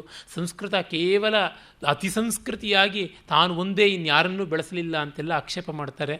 ಅದು ಸರ್ವಥಾ ಅಸಾಧು ಅಸಿಂಧು ಅಸತ್ಯ ದುರುದ್ದೇಶ ಭೂಯಿಷ್ಠವಾದದ್ದು. ಎಲ್ಲವನ್ನ ಗಮನಿಸಿಕೊಂಡಿದ್ದಾರೆ. ನಾಟ್ಯಶಾಸ್ತ್ರದಿಂದ ಮೊದಲುಗೊಂಡು ಎಲ್ಲ ಕಡೆಯಲ್ಲಿಯೂ ಬರುತ್ತೆ ಯಾವ್ಯಾವ ಭಾಷೆಗಳಿದ್ವು, ಯಾವ್ಯಾವ ಜನಾಂಗಗಳಿದ್ವು ಅಂತೆಲ್ಲ ಹೇಳಿ. ಅಂದರೆ ರೆಕಗ್ನಿಷನ್ ಆಫ್ ಡಿಫರೆನ್ಸಸ್ ಎಲ್ಲ ಇವೆ. ಆ ಡಿಫರೆನ್ಸಸ್ ವ್ಯತ್ಯಾಸಗಳನ್ನು ಮೀರಿದ ಏಕತೆಯೂ ಇದೆ ಅಂತ ಎರಡನ್ನೂ ತೋರಿಸುವುದಾಗುತ್ತೆ. ಇರಲಿ, ಇವೆಲ್ಲ ಆದ ಮೇಲಿಂದ ನಾವು ಕಾಣುವಂಥದ್ದು ಸಾಮಾನ್ಯ ಧರ್ಮದ ಸ್ವರೂಪ. ಮತ್ತೆ ಮತ್ತೆ ಧರ್ಮಶಾಸ್ತ್ರಗಳು, ಇತಿಹಾಸ ಪುರಾಣಗಳು, ಆಗಮಗಳು ಹೇಳುವುದು ಇದನ್ನು. ಅಹಿಂಸಾ ಸತ್ಯಮಸ್ತೇಯಂ ದಾನಂ ಕ್ಷಾಂತಿರ್ದಮಶಮಃ ಅಕಾರ್ಪಣ್ಯಂಚ ಶೌಚಂಚ ತಪಶ್ಚ ರಜನೀಚರ ದಶಾಂಗೋ ರಾಕ್ಷಸಶ್ರೇಷ್ಠ ಧರ್ಮೋಸೌ ಸಾರ್ವವರ್ಣಿಕ. ಎಲ್ಲರಿಗೂ ಎಲ್ಲ ವರ್ಣಗಳವರಿಗೂ ಇರುವಂಥದ್ದು ಇದೆ. ಏನು? ಅಹಿಂಸ. ಯಾರನ್ನೂ ಮಾನಸಿಕವಾಗಿ ವಾಚಿಕವಾಗಿ ಕಾಯಿಕವಾಗಿ ಹಿಂಸೆ ಮಾಡದೇ ಇರುವುದು. ಮತ್ತು ಸತ್ಯ ಅಂದರೆ ಪ್ರಾಮಾಣಿಕತೆ, ಯಥಾರ್ಥ ದೃಷ್ಟಿ, ಯಥಾರ್ಥವಾದಿತೆ, ಯಥಾರ್ಥ ಕ್ರಿಯೆ. ಅಸ್ತೇಯಂ ಯಾರ ಸೊತ್ತಿಗೂ ಆಸೆ ಪಡದೇ ಇರುವುದು. ಮತ್ತು ಬೇರೊಬ್ಬರಿಗೆ ನೆರವು ಮಾಡುವಂಥದ್ದು ದಾನ. ಮತ್ತು ತನ್ನವನ್ನು ನೆಮ್ಮದಿಯನ್ನು ತಾನು ಕಾಪಾಡಿಕೊಳ್ಳುವಂಥದ್ದು ತಾಳ್ಮೆ, ಅದು ಕ್ಷಾಂತಿ. ಮತ್ತು ತನ್ನ ಮನೋನಿಗ್ರಹ, ನಿಗ್ರಹ, ಕಾಯಿ ನಿಗ್ರಹ ಮಾಡಿಕೊಳ್ಳುವಂಥದ್ದು ಅಂತರಂಗದ ನಿಗ್ರಹ, ಶಮವಾದರೆ ಬಹಿರಂಗದ ನಿಗ್ರಹ ದಮ. ಅಕಾರ್ಪಣ್ಯಂ ಯಾವುದಕ್ಕೂ ಸಂಕಟಕ್ಕೆ ಒಳಗಾಗದೇ ಇರುವಂಥದ್ದು ಅಂದರೆ ಸೆಲ್ಫ್ ನೆಗೇಷನ್. ಇದು ತುಂಬ ತುಂಬ ದೊಡ್ಡ ಪಾತಕವಾಗಿ ನಮ್ಮ ದೇಶದಲ್ಲಿ ಈಗ ಬಂದಿದೆ. ಅಂದರೆ ತನ್ನ ಪರಂಪರೆಯನ್ನು, ತನ್ನ ದೇಶವನ್ನು, ತನ್ನ ಸಂಸ್ಕೃತಿಯನ್ನು, ತನ್ನ ಪ್ರಾಚೀನರ ಯೋಗ್ಯತೆಗಳನ್ನು ತಿರಸ್ಕರಿಸುವುದು, ನಿರಾಕರಿಸುವಂಥದ್ದು ಇದು. ಅದು ಇರಬಾರದು ಅಂತ. ಆಮೇಲೆ ಶೌಚ, ಶುಚಿತ್ವ, ಶುಭ್ರತ್ವ ಮತ್ತು ತಪಸ್ಸು ಅಂದರೆ ಎಲ್ಲವನ್ನ ಕೂಡ ಮಾಡಬಲ್ಲಂಥ ಗುಣ. ಅಂದರೆ ಮಾಡಿ ಯಾವುದನ್ನು ಸಂಕಟ ಪಡದೇ ಇರತಕ್ಕಂಥ ಆ ನೆಮ್ಮದಿಯ ಗುಣ, ಇದು 10 ಎಲ್ಲರಿಗೂ ಬೇಕಾಗಿರುವಂಥದ್ದು ಅಂತ. ಕೆಲವು ಓವರ್ಲ್ಯಾಪ್ ಆಗುತ್ತವೆ. ಈಗ ಸತ್ಯ ಅಂತ ಹೇಳುವಲ್ಲೇನೆ ಶೌಚ ಅನ್ನುವಲ್ಲಿ ವಾಕ್ಶೌಚ ಅನ್ನುವಾಗ ಸತ್ಯ ಬರುತ್ತೆ. ಅಹಿಂಸಾ ಅನ್ನುವಾಗ ಮಾತಿನಲ್ಲಿ ಹಿಂಸೆ ಮಾಡಬಾರ್ದು ಅನ್ನುವಾಗ ಸತ್ಯದ ಮತ್ತೊಂದು ಮುಖ ಬರುತ್ತೆ. ಅಕಾರ್ಪಣ್ಯ ಅನ್ನುವಾಗ ಔದಾರ್ಯ ಅನ್ನುವ ಒಂದು ಆಯಾಮ ಉಂಟು, ಆಗ ದಾನ ಕೂಡ ಬರುತ್ತೆ. ದಮ, ಕ್ಷಾಂತಿ, ಶಮ ಇವು ಒಟ್ಟೊಟ್ಟಿಗೆ ಬರುವಂಥವಾಗಿವೆ. ತಪಸ್ಸು ಇವೆಲ್ಲ ಇಲ್ಲದೆ ಇರುವಂಥದ್ದಲ್ಲ. ಮೂಲಭೂತವಾಗಿ ಅಹಿಂಸಾ ಸತ್ಯಂ ಅಸ್ತೇಯಂ ಶೌಚಂ ಇಂದ್ರಿಯ ನಿಗ್ರಹ ಏತಂ ಸಾಮಾಸಿಕಂ ಧರ್ಮಂ ಚಾತುರ್ವರ್ಣೀಯ ಬ್ರವೀನ್ ಮನುಹು ಅನ್ನುವ ಮಾತೆ ಇಲ್ಲಿ ಕಾಣಿಸುವುದು. ಆಮೇಲೆ ಎಲ್ಲ ವರ್ಣಗಳವರಿಗೆ ನಿತ್ಯ ನೈಮಿತ್ತಿಕ ಕಾರ್ಯಗಳು ಏನು, ಅವರವರು ಮಾಡಿಕೊಳ್ಬೇಕಾದದ್ದು ಏನು ಅಂತ ಅನೇಕ ಬಾರಿ ನಾನು ಹೇಳಿದ್ದೀನಿ. ನಮ್ಮ ಪರಂಪರೆ ಪ್ರತಿಯೊಬ್ಬರ ಕರ್ತವ್ಯಗಳನ್ನು ಹೇಳಿದೆ, ಯಾರ ಹಕ್ಕುಗಳನ್ನು ಹೇಳಿಲ್ಲ. Everybody's duties but nobody's rights. ಕಾರಣ, ಡ್ಯೂಟಿ ಕಾನ್ಷಿಯಸ್ ಆದರೆ ರೈಟ್ಸ್ ತಾನಾಗಿಯೇ ಬರುತ್ತದೆ ಎನ್ನುವಂಥದ್ದು. ಹಕ್ಕುಗಳಿಗೆ ಯಾರೂ ಹೋರಾಡುವ ಪ್ರಮೇಯ ಬರುವುದಿಲ್ಲ. ಅದಕ್ಕಾಗಿ ಮತ್ತೆ ಮತ್ತೆ ಹೇಳಿದ್ದಾರೆ. ಅಂದರೆ ತನ್ನ ಉತ್ತರವಾದಿತ್ವ, ಆನ್ಸರಬಿಲಿಟಿ ಅನ್ನೋದು ಬಹಳ ಮುಖ್ಯ ಅಂತ. ಯಾರ್ದೋ ನಾನು ಯಾದಕ್ಕೆ ಅನ್ನುವಂಥದ್ದಾಗಬಾರ್ದು. ಭೈರಪ್ಪನವರು ಒಂದು ಕಡೆ ಅವರ ಭಿತ್ತಿ ಆತ್ಮಕಥೆಯಲ್ಲಿ ತುಂಬ ಚೆನ್ನಾಗಿ ಬರೀತಾರೆ. ಈ ಕಮ್ಯುನಿಸಮ್ ಅನ್ನುವಂಥದ್ದು ತುಂಬ ಲೋಕಕಂಟಕಕಾರಿಯಾದದ್ದು.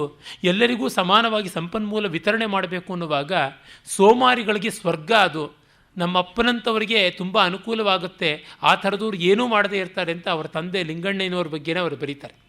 ಹಾಗಾಗಿ ಈ ಅಕೌಂಟಬಿಲಿಟಿ ಅನ್ನೋದು ಬಹಳ ಮುಖ್ಯ. ಅದಿಲ್ಲದೇ ಇದ್ದರೆ ಜಗತ್ತು ಯಾವ ರೀತಿಯಲ್ಲಿಯೂ ವ್ಯವಸ್ಥಿತವಾಗಿ ಸಾಗುವಂಥದ್ದಲ್ಲ. ಹಾಗೆ ಕಂಡಾಗ ಕಮ್ಯುನಿಸಮ್ಗಿಂತ ಒಂದು ಸ್ವಲ್ಪ ಕಡಿಮೆ ಶತ್ರು ಅಂದರೆ ಕ್ಯಾಪಿಟಲಿಸಮ್, ಯಾವ ಸಂದೇಹವೂ ಇಲ್ಲದೆ ಹೇಳ್ಬೋದು.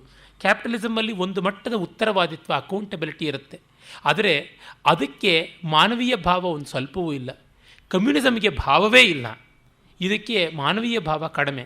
ಹಾಗಾಗಿ ಅದನ್ನು ಮೀರಿ ಬರುವಾಗ ನಮಗೆ ಗೊತ್ತಾಗುತ್ತೆ ಸಹಕಾರಿತೆಯಿಂದ ಉಂಟಾಗುವಂಥ ಭಾರತೀಯ ಸಂಸ್ಕೃತಿ ಮೊದಲಾದ ಪ್ರಾಚೀನ ಸಂಸ್ಕೃತಿಗಳ ರೀತಿ ನೀತಿ ಅದು ನಿಜವಾದ ಆಧ್ಯಾತ್ಮಿಕವಾದ ಆಯಾಮ. ಅದಾದ ಮೇಲೆ ನೋಡಿ, ಋಷಿಗಳು ಹೇಳುವಂಥದ್ದು ಪ್ರತಿ ದಿವಸ ಬೆಳಗ್ಗೆ ಏನನ್ನು ಹೇಳ್ಕೊಳ್ಬೇಕು ಅಂತ. ಇದನ್ನು ಶಿವ ಹೇಳಿದ್ದು ಅಂತ. ಇದು ಬಹಳ ವಿನೂತನವಾಗಿ ನನಗೆ ಕಾಣಿಸ್ತು. ಅಂದರೆ ನಿತ್ಯವೂ ಒಬ್ಬ ಮಾನವ ತನಗೆ ಹೇಳ್ಕೊಳ್ಳುವಂಥ ಸುಪ್ರಭಾತ ಏನು ಅಂತ. ದೇವರುಗಳಿಗೆ ನಾವು ಸಾಮಾನ್ಯ ಸುಪ್ರಭಾತ ಹೇಳ್ಕೋತೀವಿ, ನಮಗೆ ಹೇಳ್ಕೊಳ್ಳೋದು ಯಾವುದು ಅಂತ. ಒಂದಂತೂ ಶಂಕರರದು ಅಂತ ಪ್ರಸಿದ್ಧವಾದದ್ದು, ಯಾರೇ ಬರೆದಿದ್ದರೂ ಅದು ತುಂಬ ಅದ್ಭುತವಾದಂಥದ್ದು. ಅದು ಪ್ರಾತರ್ಮಂಗಲ ಪ್ರಾತಸ್ಮರಾಮಿ ಹೃದಯ ಸಂಸ್ಫುರದಾತ್ಮಸತ್ವಂ ಸಚ್ಚಿತ್ ಸುಖಂ ಪರಮಹಂಸ ಗತಿಂ ತುರೀಯಂ ಯತ್ಸ್ವಪ್ನ ಜಾಗರ ಸುಷುಪ್ತಿಂ ಅವೈತಿ ನಿತ್ಯಂ ತದ್ಬ್ರಹ್ಮ ನಿಷ್ಕಲಮಹಂ ನಚ ಭೂತಸಂಗಃ ಅಂತ ಆರಂಭವಾಗಿ ಇನ್ನು 2-3 ಶ್ಲೋಕಗಳಿವೆ. ತುಂಬ ಚೆನ್ನಾಗಿರುವಂಥದ್ದು. ನಾನು ಈ ದೇಹವಲ್ಲ, ನಾನು ಈ ಜಡ ಜಗತ್ತಲ್ಲ, ಸಚ್ಚಿದಾನಂದ ಸ್ವರೂಪವೇ ನಾನಾಗಿದ್ದೀನಿ. ಎಲ್ಲ ರೀತಿಯಾದ ಭೇದಗಳು ಔಪಾಧಿಕವಾದದ್ದು, ಎಲ್ಲ ದ್ವಂದ್ವಗಳನ್ನು ಮೀರಿದ ನಿರ್ವಿಕಾರವಾದ ನಿರಂಜನ ಅಂತರ್ಯಾಮಿ ತತ್ವ ತನ್ನದಾಗಿದೆ. ಮತ್ತು ಅದು ಜಾಗ್ರತ್ ಸ್ವಪ್ನ ಸುಷುಪ್ತಿಗಳನ್ನು ಮೀರಿದ ಇವನ್ನು ಒಳಗೊಂಡಂತಹ ತುರೀಯಕವಾದದ್ದು ಅಂತ ಆ ಭಾವ ಇದೆ. ಅಂಥ ಪರಮಹಂಸ ಸ್ವರೂಪ ತನ್ನದು ಅಂತ. ಹೀಗೆ ಬೆಳಗನ್ನು ಮಾಡಿಕೊಳ್ಳುವುದು ತುಂಬ ಚೆನ್ನಾಗಿದೆ. ನಿಜವಾದ ಬೋಧೆ ಅಂದರೆ ಅದೇನೆ. ಅದಕ್ಕೆ ಅಲ್ಲಿ ಬರುವಂಥದ್ದು ಉಪನಿಷತ್ತುಗಳಲ್ಲಿ ಸೂರ್ಯೋದಯ ಅಂದರೆ ಜ್ಞಾನ ಸೂರ್ಯ ಅಂತ. ಹೃದಾಕಾಶೆ ಸದಾದಿತ್ಯ ಸದಾ ಭಾಸತಿ ಭಾಸತಿ ನಾಸ್ತಮೇತಿ ನಚೋದೇತಿ ಕಥಂ ಸಂಧ್ಯಾ ವಿಧೀಯತೆ ಅಂತ ಯೋಗಿ ಯಾಜ್ಞವಲ್ಕ್ಯ ಉಪನಿಷತ್ತಿನಲ್ಲಿ ಬರುವಂಥ, ಮೈತ್ರೇಯ ಉಪನಿಷತ್ತಿನಲ್ಲಿ ಕೂಡ ಬರುವಂಥ ಮಾತಿದು. ಹೃದಯ ಅನ್ನುವ ಆಕಾಶದಲ್ಲಿ ಜ್ಞಾನ ಸೂರ್ಯ, ಸಚ್ಚಿದಾನಂದ ಸೂರ್ಯ ಸದಾ ಮಧ್ಯಂದಿನ ಭಾಸ್ಕರನಾಗಿ ಉರಿಯುವಾಗ ನಾನು ಹೇಗೆ ಪ್ರಾತಸ್ಸಾಯಂ ಸಂಧ್ಯೆಗಳನ್ನು ಮಾಡಲಿ? ಮೃತ ಮೋಹಮಯೀ ಮಾತಾ ಜಾತೋ ಬೋಧಮಯ ಸುತಃ ಸೂತಕದ್ವಯ ಮಾಪನ್ನೇ ಕಥಂ ಸಂಧ್ಯಾ ವಿಧೀಯತೆ. ಮೋಹ ಅನ್ನುವ ತಾಯಿ ಸತ್ತಳು, ಜ್ಞಾನ ಅನ್ನುವ ಮಗ ಹುಟ್ಟಿದ, ಜಾತಾಶೌಚ ಮೃತಾಶೌಚ ಎರಡೂ ಇರುವಾಗ ನಾನು ಹೇಗೆ ಸಂಧ್ಯಾವಂದನೆ ಮಾಡಲಿ ಅಂತ ಕರ್ಮವನ್ನು ಮೀರಿ ಜ್ಞಾನೈಕ ನಿಷ್ಠೆಗೆ ಬರುವಂಥ ಸ್ಥಿತಿ. ಇಲ್ಲಿ ಋಷಿಗಳು ಅವನಿಗೆ ಶಿವನೇ ಕೊಟ್ಟಂತಹ ಆ ಪ್ರತಿಯೊಬ್ಬ ಮಾನವನ ಪ್ರಥಮ ಮಂಗಲ ಸುಪ್ರಭಾತದ ಬಗ್ಗೆ ಹೇಳ್ತಾರೆ. ಬ್ರಾಹ್ಮೇ ಮುಹೂರ್ತೆ ಪ್ರಥಮಂ ವಿಬುದ್ಧ್ಯ ತದನುಸ್ಮರೇತ್ ದೇವವರಾನ್ ಮಹರ್ಷೀನ್ ಪ್ರಾಭಾತಿಕಂ ಮಂಗಲಮೇವ ವಾಚ್ಯಂ ಯದುಕ್ತವಾನ್ ದೇವಪತಿ ತ್ರಿನೇತ್ರ. ದೇವಪತಿಯಾದ ತ್ರಿನೇತ್ರ ಹೇಳಿದ್ದು ಎಲ್ಲರನ್ನೂ ಸ್ಮರಿಸಿಕೊಳ್ಳುವಂಥದ್ದು ಏನು? ಬ್ರಹ್ಮಾಮುರಾರಿಸ್ ತ್ರಿಪುರಾಂತಕಾರಿ ಭಾನುಷ್ಯಶಿ ಭೂಮಿಸುತೋ ಬುಧಶ್ಚ ಗುರುಶ್ಚ ಶುಕ್ರಃ ಸಹ ಭಾನುಜೇನ ಕುರ್ವಂತು ಸರ್ವೇ ಮಮ ಸುಪ್ರಭಾತಂ. ಬ್ರಹ್ಮ ವಿಷ್ಣು ಮಹೇಶ್ವರಾದಿ ತ್ರಿಮೂರ್ತಿಗಳು, ಸೂರ್ಯನೇ ಮೊದಲಾದ ಗ್ರಹಗಳು ಇವರೆಲ್ಲ ನನಗೆ ಸುಪ್ರಭಾತವನ್ನು ಮಾಡಲಿ. ಕುರ್ವಂತು ಸರ್ವೇ ಮಮ ಸುಪ್ರಭಾತಂ. ಭೃಗುರ್ವಸಿಷ್ಠ ಕ್ರತುರಂಗಿರಾಶ್ಚ ಮನುಃ ಪುಲಸ್ತ್ಯ ಪುಲಃ ಸ ಗೌತಮಃ ರಭ್ಯೋ ಮರೀಚಿಶ್ಚವನೋ ರುಭುಶ್ಚ ಕುರ್ವಂತು ಸರ್ವೇ ಮಮ ಸುಪ್ರಭಾತಂ. ಭೃಗು, ಅಂಗಿರ, ಕ್ರತು, ಪುಲಹ, ವಸಿಷ್ಠಾದಿ ಸಪ್ತರ್ಷಿಗಳು ಅವರು ನನಗೆ ಸುಪ್ರಭಾತವನ್ನು ಮಾಡಲಿ. ಸನತ್ಕುಮಾರ ಸನಕಸ್ಸನಂದನ ಸನಾತನೋಪ್ಯ ಪಿ ಅಸುರಾರಿ ಪಿಂಗಲೋ ಸಪ್ತಸ್ವರ ಸಪ್ತರಸಾತಲಾಶ್ಚ ಕುರ್ವಂತು ಸರ್ವೇ ಮಮ ಸುಪ್ರಭಾತಂ. ಸನಕ ಸನಂದನಾದಿ ದಿವ್ಯ ಸೂರಿಗಳು, ಸಪ್ತ ಊರ್ಧ್ವಲೋಕಗಳು, ಸಪ್ತ ಅಧೋಲೋಕಗಳು, ಸಪ್ತ ಸ್ವರಗಳು ನನಗೆ ಸುಪ್ರಭಾತ ಮಾಡಲಿ.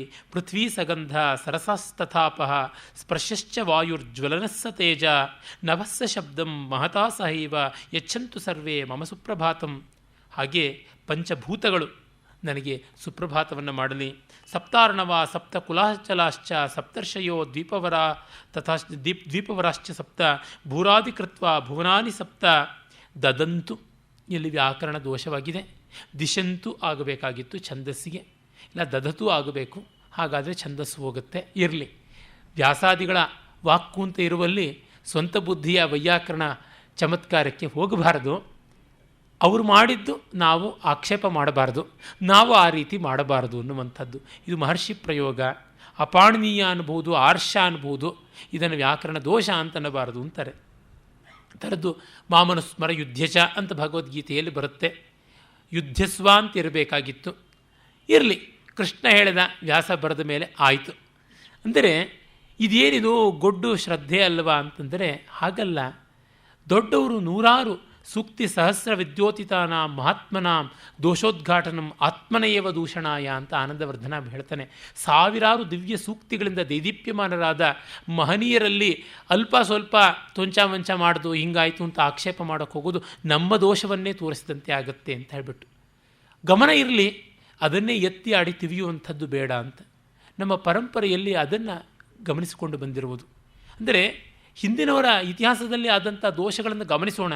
ಎತ್ತಿ ಎತ್ತಿ ತಿವಿದು ಗೇಲಿ ಮಾಡುವಂಥದ್ದು ಕೂಡದು ಅಂತ. ಹಾಗಾಗಿ ಈ ಭೂರಾದಿ ವ್ಯಾಹೃತಿಗಳು, ಸಮಸ್ತ ಭುವನವು, ಸಪ್ತ ಸಾಗರಗಳು, ಸಪ್ತ ಕುಲಾಚಲಗಳು, ಸಪ್ತ ದ್ವೀಪಾದಿಗಳು ಎಲ್ಲ ನನಗೆ ಸುಪ್ರಭಾತವನ್ನು ಮಾಡಲಿ ಅಂತ ಈ ಒಂದು 4-5 ಪದ್ಯಗಳಿವೆ. ಎಷ್ಟು ಉದಾತ್ತ ಮನೋಹರವಾದದ್ದು.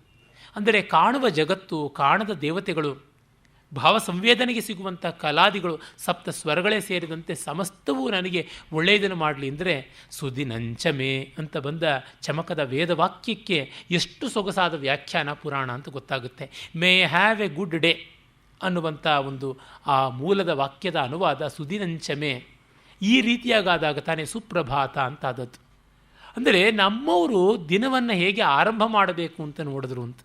ಪ್ರಾತಃ ಕಾಲ ನಮಗೆ ಆರಂಭವಾಗುವುದೇ ಹಾಗೆ ತಾನೆ. ಕರಾಗ್ರೆ ವಸತಿ ಲಕ್ಷ್ಮಿ ಅಂತ ಹೇಳಿಕೊಂಡು ಹಾಸಿಗೆಯಿಂದ ಕೆಳಗೆ ಇಳಿಯುವಾಗಲೇ ಭೂಸ್ಪರ್ಶ ಮಾಡುವಾಗ ಸಮುದ್ರ ವಸನೇ ದೇವಿ ಪರ್ವತಸ್ಥನ ಮಂಡಿತೆ ವಿಷ್ಣುಪತ್ನಿ ನಮಸ್ತುಭ್ಯಂ ಪಾದಸ್ಪರ್ಶಂ ಕ್ಷಮಸ್ವಮೆ. ಅಮ್ಮ, ನಿನ್ನ ಮೇಲೆ ಕಾಲಿಡ್ತೀನಿ, ಗತ್ಯಂತರವಿಲ್ಲ, ಅದಕ್ಕಾಗಿ ನನ್ನನ್ನು ಕ್ಷಮಿಸು ಅಂತ ಆರಂಭ ಮಾಡುವಂಥದ್ದು. ಅಂದರೆ ಬೆಳಗಾಗಿದ್ದು ಕೈಗಳಿಂದಲೇ ಕೆಲಸ ಶುರು ಮಾಡ್ತೀವಿ. ಮುಖ ತೊಳೆಯೋದು ಕೈಯಿಂದ, ಹಲ್ಲುಜ್ಜೋದು ಕೈಯಿಂದ. ಆ ಬೆರಳುಗಳಲ್ಲಿ ದೇವತೆಗಳೇ ಇದ್ದಾರೆ ಅಂತ ದೇಹವನ್ನು ದೇವಾಯತನವಾಗಿ ಕಾಣಬೇಕು ಅನ್ನುವಂಥದ್ದು. ಒಂದು ಊಟ ಮಾಡುವಾಗ, ಒಂದು ನಿದ್ರೆ ಮಾಡುವಾಗ, ಒಂದು ಆಕಳಿಕೆ ಬಂದಾಗ, ಒಂದು ಗುಡುಗಿದಾಗ, ಅಂದರೆ ಯಾವ ಹೊತ್ತಿನಲ್ಲೂ ಕೂಡ ಯಾರ್ಯಾರನ್ನು ಜ್ಞಾಪನ ಮಾಡಿಕೊಳ್ಬೇಕು, ಯಾರ್ಯಾರನ್ನು ಸ್ಮರಿಸಿಕೊಳ್ಳಬೇಕು ಅಂತ. ಬೆಳಗಾಗಿ ನಾನೆದ್ದು ಯಾರ್ಯಾರ ನೆನೆಯಲ್ಲಿ ಎಳ್ಳು ಜೀರಿಗೆ ಬೆಳೆಯೋಳ ಭೂಮಿತಾಯ ನೆನೆದೇನು ಅಂತ ಹಳ್ಳಿಯವರು ಹೇಳುವಾಗಲೂ ಇದೇ ತಾನೆ. ಅದೇ ನೋಡಿ, ಪೃಥ್ವೀ ಸಗಂಧ, ಗಂಧವತಿಯಾದ ಪೃಥ್ವಿಯನ್ನು ನಾನು ಧ್ಯಾನ ಮಾಡ್ತೀನಿ ಅಂತ. ಇಲ್ಲಿ ಜಾನಪದಕ್ಕೂ ಶಿಷ್ಟ ಅಂತ ಹೇಳುವ ಪುರಾಣಕ್ಕೂ ಏನಿದೆ ವ್ಯತ್ಯಾಸ? ಒಂದೇ ಸತ್ವಕ ತಾನೇ ಅಲ್ಲಿಯೂ ಇಲ್ಲಿಯೂ ಕಾಣುವಂಥದ್ದು ಅಂತ ಗೊತ್ತಾಗುತ್ತೆ. ಮತ್ತು ಅನೇಕ ಧರ್ಮಗಳ ಬಗ್ಗೆ ಬರುತ್ತೆ, ತುಂಬ ಚೆನ್ನಾಗಿವೆ. ಪ್ರತಿಯೊಂದು ಶ್ಲೋಕವನ್ನು ಓದಿ ಹೇಳಬೇಕಾದಂಥದ್ದು. ಈ ಮೂಲಕವಾಗಿ ಆದರೂ ನಮ್ಮ ಪುರಾಣಗಳ ಕಡೆಗೆ ಜನರ ಮನಸ್ಸು ತಿರುಗಲಿ ಅಂತಷ್ಟೇ ನನ್ನ ಉದ್ದೇಶ. ಒಂದು ಶ್ಲೋಕ ನೋಡಿ, ವೃಥಾಟನಂ ವೃಥಾದಾನಂ ವೃಥಾಚ ಪಶುಮಾರಣಂ ನ ಕರ್ತವ್ಯಂ ಗೃಹಸ್ಥೇನ ವೃಥಾ ದಾರ ಪರಿಗ್ರಹಂ ಅಂತ. ಸುಮ್ಮನೆ ಓಡಿಯಾಡಬಾರದು ಅಂತ. ಅಂದರೆ ಸುಮ್ಮನೆ ಕಾಲು ಸುಟ್ಟ ಬೆಕ್ಕಿನಂತೆ, ನಾಯಿಯಂತೆ ಅಲದಾಡಬಾರದು ಅಂತ.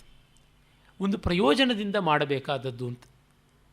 ಏನೋ ಒಂದು ಓಡಾಟ ಅಂತ ಮಾಡದೆ, ಒಂದು ತೀರ್ಥಕ್ಷೇತ್ರ, ಒಂದು ಪುಣ್ಯಕ್ಷೇತ್ರ, ಒಂದು ಐತಿಹಾಸಿಕ ಸ್ಮಾರಕ ದರ್ಶನ ಅಂತ ಹೀಗೆ ಒಂದು ನಿಮಿತ್ತ ಇಟ್ಟುಕೊಂಡು ಮಾಡಿ, ಆಗ ಸಂಚಾರಕ್ಕೆ ಒಂದು ಫಲ ಇರುತ್ತೆ ಅಂತ. ಸುಮ್ಮನೆ ಹೋದ ಪುಟ್ಟ ಬಂದ ಪುಟ್ಟ ಅಂತ ಮಾಡುವುದು ಬೇಕಿಲ್ಲ ಅಂತ. ಅದು ವೃಥಾ ದಾನಂ ಅಂತ. Charity for the sake of charity ಅಂತಲ್ಲ. ದಾತವ್ಯಮಿತಿ ಯದ್ದಾನಂ ದೀಯತೆ ಅನುಪಕಾರಿಣೆ ದೇಶೇ ಕಾಲೇ ಚ ಪಾತ್ರೇ ಚ ತದ್ದಾನಂ ಸಾತ್ವಿಕಂ ಸ್ಮೃತಂ ಅಂತ ಕೃಷ್ಣ ಭಗವದ್ಗೀತೆಯಲ್ಲಿ ಹೇಳಿದ್ನಲ್ಲ.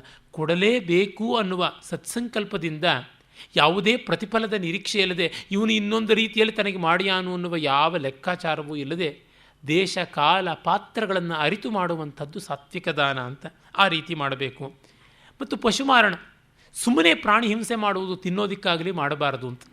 ನಮ್ಮ ಪರಂಪರೆ ತುಂಬ ವಿಶಾಲವಾದದ್ದು, ಉದಾತ್ತವಾದದ್ದು ಮಾತ್ರವಲ್ಲ, ವ್ಯಾವಹಾರಿಕವಾದದ್ದು. It's very practical. ಮಾಂಸಾಹಾರವನ್ನು ಸಂಪೂರ್ಣ ನಿಷೇಧ ಮಾಡುವುದಕ್ಕೆ ಯಾರ ಕೈಯಲ್ಲೂ ಸಾಧ್ಯವಾಗೋದಿಲ್ಲ. ಮದ್ಯಪಾನದ ಸಂಪೂರ್ಣ ನಿಷೇಧ ಸಾಧ್ಯ ಇಲ್ಲ. ಹಾಗೆ ವ್ಯಭಿಚಾರದ ಸಂಪೂರ್ಣ ನಿಷೇಧವೂ ಸಾಧ್ಯವಿಲ್ಲ. ಇದನ್ನು ಹೀಗೆ ಹೇಳಬಹುದೇ ಅಂದರೆ ವಾಸ್ತವ ಅದು. ಅದರಿಂದ ನಿಯಂತ್ರಣ ಮಾಡಿ, ಅದರಿಂದ ಕ್ರಮಕ್ರಮವಾಗಿ ಆಚೆಗೆ ಬನ್ನಿ. ಆ ಕಾರಣವಾಗಿಯೇ ವೃಥಾಚ ಪಶುಮಾರಣಂ, ಯಜ್ಞದೃಷ್ಟಿಯಿಂದ ಪಶುವಧೆಯನ್ನು ಮಾಡಿ, ಅನಿವಾರ್ಯವಾಗಿ ಯಾವುದೋ ಒಂದು ಮಾರಮ್ಮನ ಜಾತ್ರೆಗೆ ಬಲಿ ಕೊಡಿ, ಮಿಕ್ಕಂತೆ ಬೇಡ ಅಂತ. ಅಂದರೆ ಬಾಯಿ ಚಪಲವನ್ನು ಮನುಷ್ಯ ಮೀರೋಕ್ಕಾಗೋಲ್ಲ. ಎಂಥ ಸ್ಟ್ರಿಕ್ಟ್ ಕಂಟ್ರೋಲ್ ಮಾಡುವವರು ಕೂಡ ಡಯಾಬಿಟೀಸ್ನಲ್ಲಿ ಯಾವುದೋ ಒಂದು ಮದುವೆಗೋ ಗೃಹ ಪ್ರವೇಶಕ್ಕೋ ಹೋದಾಗ ಒಂದು ಅರ್ಧ ಲಾಡುವನ್ನೋ ಒಂದು ಅರ್ಧ ಜಾಮೂನನ್ನೋ ತಿನ್ನಬೇಕಾಗುತ್ತೆ. ತಿನ್ನಲಿ, ತಪ್ಪಿಲ್ಲ. ಹಾಗಲ್ಲದೆ ತೀರಾ ಬಾಯಿ ಕಟ್ಟಿದ್ರೆ ಅದೇ ಒಂದು ಹಿಂಸೆ ಆಗಿಬಿಡುತ್ತೆ. Treatment should not become torture. ನಮ್ಮ ಮನೆಯ ವೈದ್ಯರು ಸದಾ ಹೇಳ್ತಾ ಇರ್ತಾರೆ. ಆ ದೃಷ್ಟಿಯಿಂದ ಔದಾರ್ಯವೂ ಬೇಕಾಗುತ್ತೆ. ಒಂದು ಚೂರು ಎಣ್ಣೆ ತಿಂಡಿ ತಿನ್ನಬೇಡಿ ಅಂತಂದರೆ, ನನ್ನ ತುಂಬ ಅತ್ಯಂತ ಆತ್ಮೀಯ ಸ್ನೇಹಿತರೊಬ್ಬರ ತಂದೆ ಹಸಿ ತರಕಾರಿಯನ್ನೇ ತಿನ್ನಬೇಕು ಅಂತ 75ನೇ ವಯಸ್ಸಿನಲ್ಲೂ ವೀರವ್ರತ ಮಾಡಿಕೊಂಡು ಮಾಡಿದ್ರಿಂದ ಅವರಿಗೆ ಡಯೇರಿಯಾ ಆಗಿಬಿಡ್ತು. ಪಾಪ ಡಿಸೆಂಟ್ರಿ ಆಗಿಬಿಡ್ತು, ಡಿಹೈಡ್ರೇಷನ್ ಆಗಿಬಿಡ್ತು. ಆ ವಯಸ್ಸಿಗೆ ಜೀರ್ಣ ಆಗುವುದಿಲ್ಲ, ಹಲ್ಲುಗಳು ದುರ್ಬಲವಾಗಿರುತ್ತೆ, ಕಷ್ಟ ಆಗುತ್ತೆ, ಬೇಯಿಸಿದ್ದಾಗಬೇಕು. ಈ ನ್ಯಾಚುರೋಪತಿ ಎಲ್ಲ ಕೂಡ ಏಕಮೂಲಿಕಾ ಪ್ರಯೋಗದ ಅತಿರೇಕವಾಗಿಬಿಡುತ್ತೆ. ಅದು ಸರಿಯಲ್ಲ. ಎಲ್ಲ ಬರೀ ಕ್ಯಾರೆಟೇ ತಿಂದುಕೊಂಡು ಬದುಕಿ, ಸೌತೆಕಾಯಿಯೇ ತಿಂತಾಯಿರಿ, ನೀರೇ ಕುಡಿತಾಯಿರಿ, ಆಯಿಲ್ ಪುಲ್ಲಿಂಗು, ದಿನ 2 ಲೀಟ್ರ್ ಎಣ್ಣೆಯನ್ನು ಬಾಯಿಗೆ ಹಾಕ್ಕೊಂಡು ಮುಕ್ಕಳಿಸಿ ಉಗಿರಿ 3 ಲೋಕಕ್ಕೂ. ಹೀಗೆಲ್ಲ ಪ್ರಯೋಜನವಿಲ್ಲದೆ ಇರತಕ್ಕಂಥದ್ದು. ಪ್ರಾಕ್ಟಿಕಲ್ ಆಗಿರಬೇಕಾಗುತ್ತೆ. ಅಂದರೆ ಮನುಷ್ಯ ಪ್ರಾಕ್ಟಿಕಲ್ಲಾಗಿ ಇರ್ತಾನೆ, ಆದರೆ ಅವನು ಗೌರವಿಸುವಂಥ ಧರ್ಮಶಾಸ್ತ್ರಗಳು ಇಂಪ್ರ್ಯಾಕ್ಟಿಕಲ್ ಆಗಿಬಿಟ್ರೆ ಇಸ್ಲಾಮಿನ ಕಥೆ ಆಗಿಬಿಡುತ್ತೆ. ಅದು ಏನೆಂದರೆ, ಒಂದು ದೇಶಕ್ಕೆ ಒಂದು ಕಾಲಕ್ಕೆ ಯಾವುದೋ ಮಾಡಿರುವಂಥ ಧರ್ಮವನ್ನು ಸಾರ್ವಕಾಲಿಕ ಅಂತ ಮಾಡ್ಕೊಂಡು ಬಿಟ್ಟಾಗ ತುಂಬ ದೊಡ್ಡ ಅಪಾಯವಾಗುತ್ತಲ್ಲ. ಚಿಕ್ಕ ವಯಸ್ಸಿಗೆ ಬಹಳ ಅನುಕೂಲವಾದಂಥ ಅಂಗಿ ಈಗ ಹಾಕ್ಕೊಂಡ್ರೆ ಹೇಗಾಗುತ್ತೆ? ಅದೇ ರೀತಿ 25ನೇ ವಯಸ್ಸಿನವನು ಹಾಕ್ಕೊಳ್ಬೇಕಾದ ಅಂಗಿಯನ್ನು 2 ವರ್ಷದ ಮಗುವಿಗೆ ಹಾಕಿದ್ರೆ ಹೇಗಾಗುತ್ತೆ? ಹಾಗಾಗಿ ವಸ್ತ್ರ ಅನ್ನುವುದಲ್ಲಿ ಮುಖ್ಯ. ಆ ವಸ್ತ್ರದ ವಿನ್ಯಾಸ ಅನ್ನೋದು ಗೌಣ ಅಂತ. ಆ ರೀತಿಯಲ್ಲಿ ಅದನ್ನು ಹೇಳ್ತಾರೆ. ಮತ್ತು ವೃಥಾ ದಾರ ಪರಿಗ್ರಹಂ ಅಂದರೆ, ಹಿಂದೆ ಎಲ್ಲ ಹೆಂಡತಿ ತೀರ್ಕೊಂಡ ಮೇಲೆ ಮತ್ತೆ ಮದುವೆ ಮಾಡ್ಕೊಳ್ಳೋದು, ಬೇಯಿಸಾಕೋಕ್ಕೊಬ್ಬಳು ಬೇಕಲ್ಲ ಅಂತ ಮಾಡ್ತಾಯಿದ್ರು. ಆ ರೀತಿ ಮಾಡಬಾರದು. ವೃಥಾ ದಾರ ಪರಿಗ್ರಹಂ ಮಾಡಬಾರದು. ಯಾವುದೋ ಒಂದು ದೊಡ್ಡ ಪರ್ಪಸ್ ಇರಬೇಕು.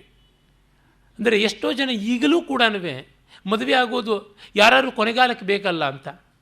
ಕೊನೆಗಾಲಕ್ಕೆ ಅವರೇ ಇಲ್ಲದಂತೆ ಆಗಿಬಿಟ್ರೆ ಏನು ಮಾಡ್ತೀರಾ? ಹಾಗಾಗಿ ಮದುವೆಗಾಗಿ ಮದುವೆ ಆಗಬೇಕು, ಅವ್ಯಾಜವಾಗಿರಬೇಕು, ಸವ್ಯಾಜವಾಗಬಾರದು ಅಂತ.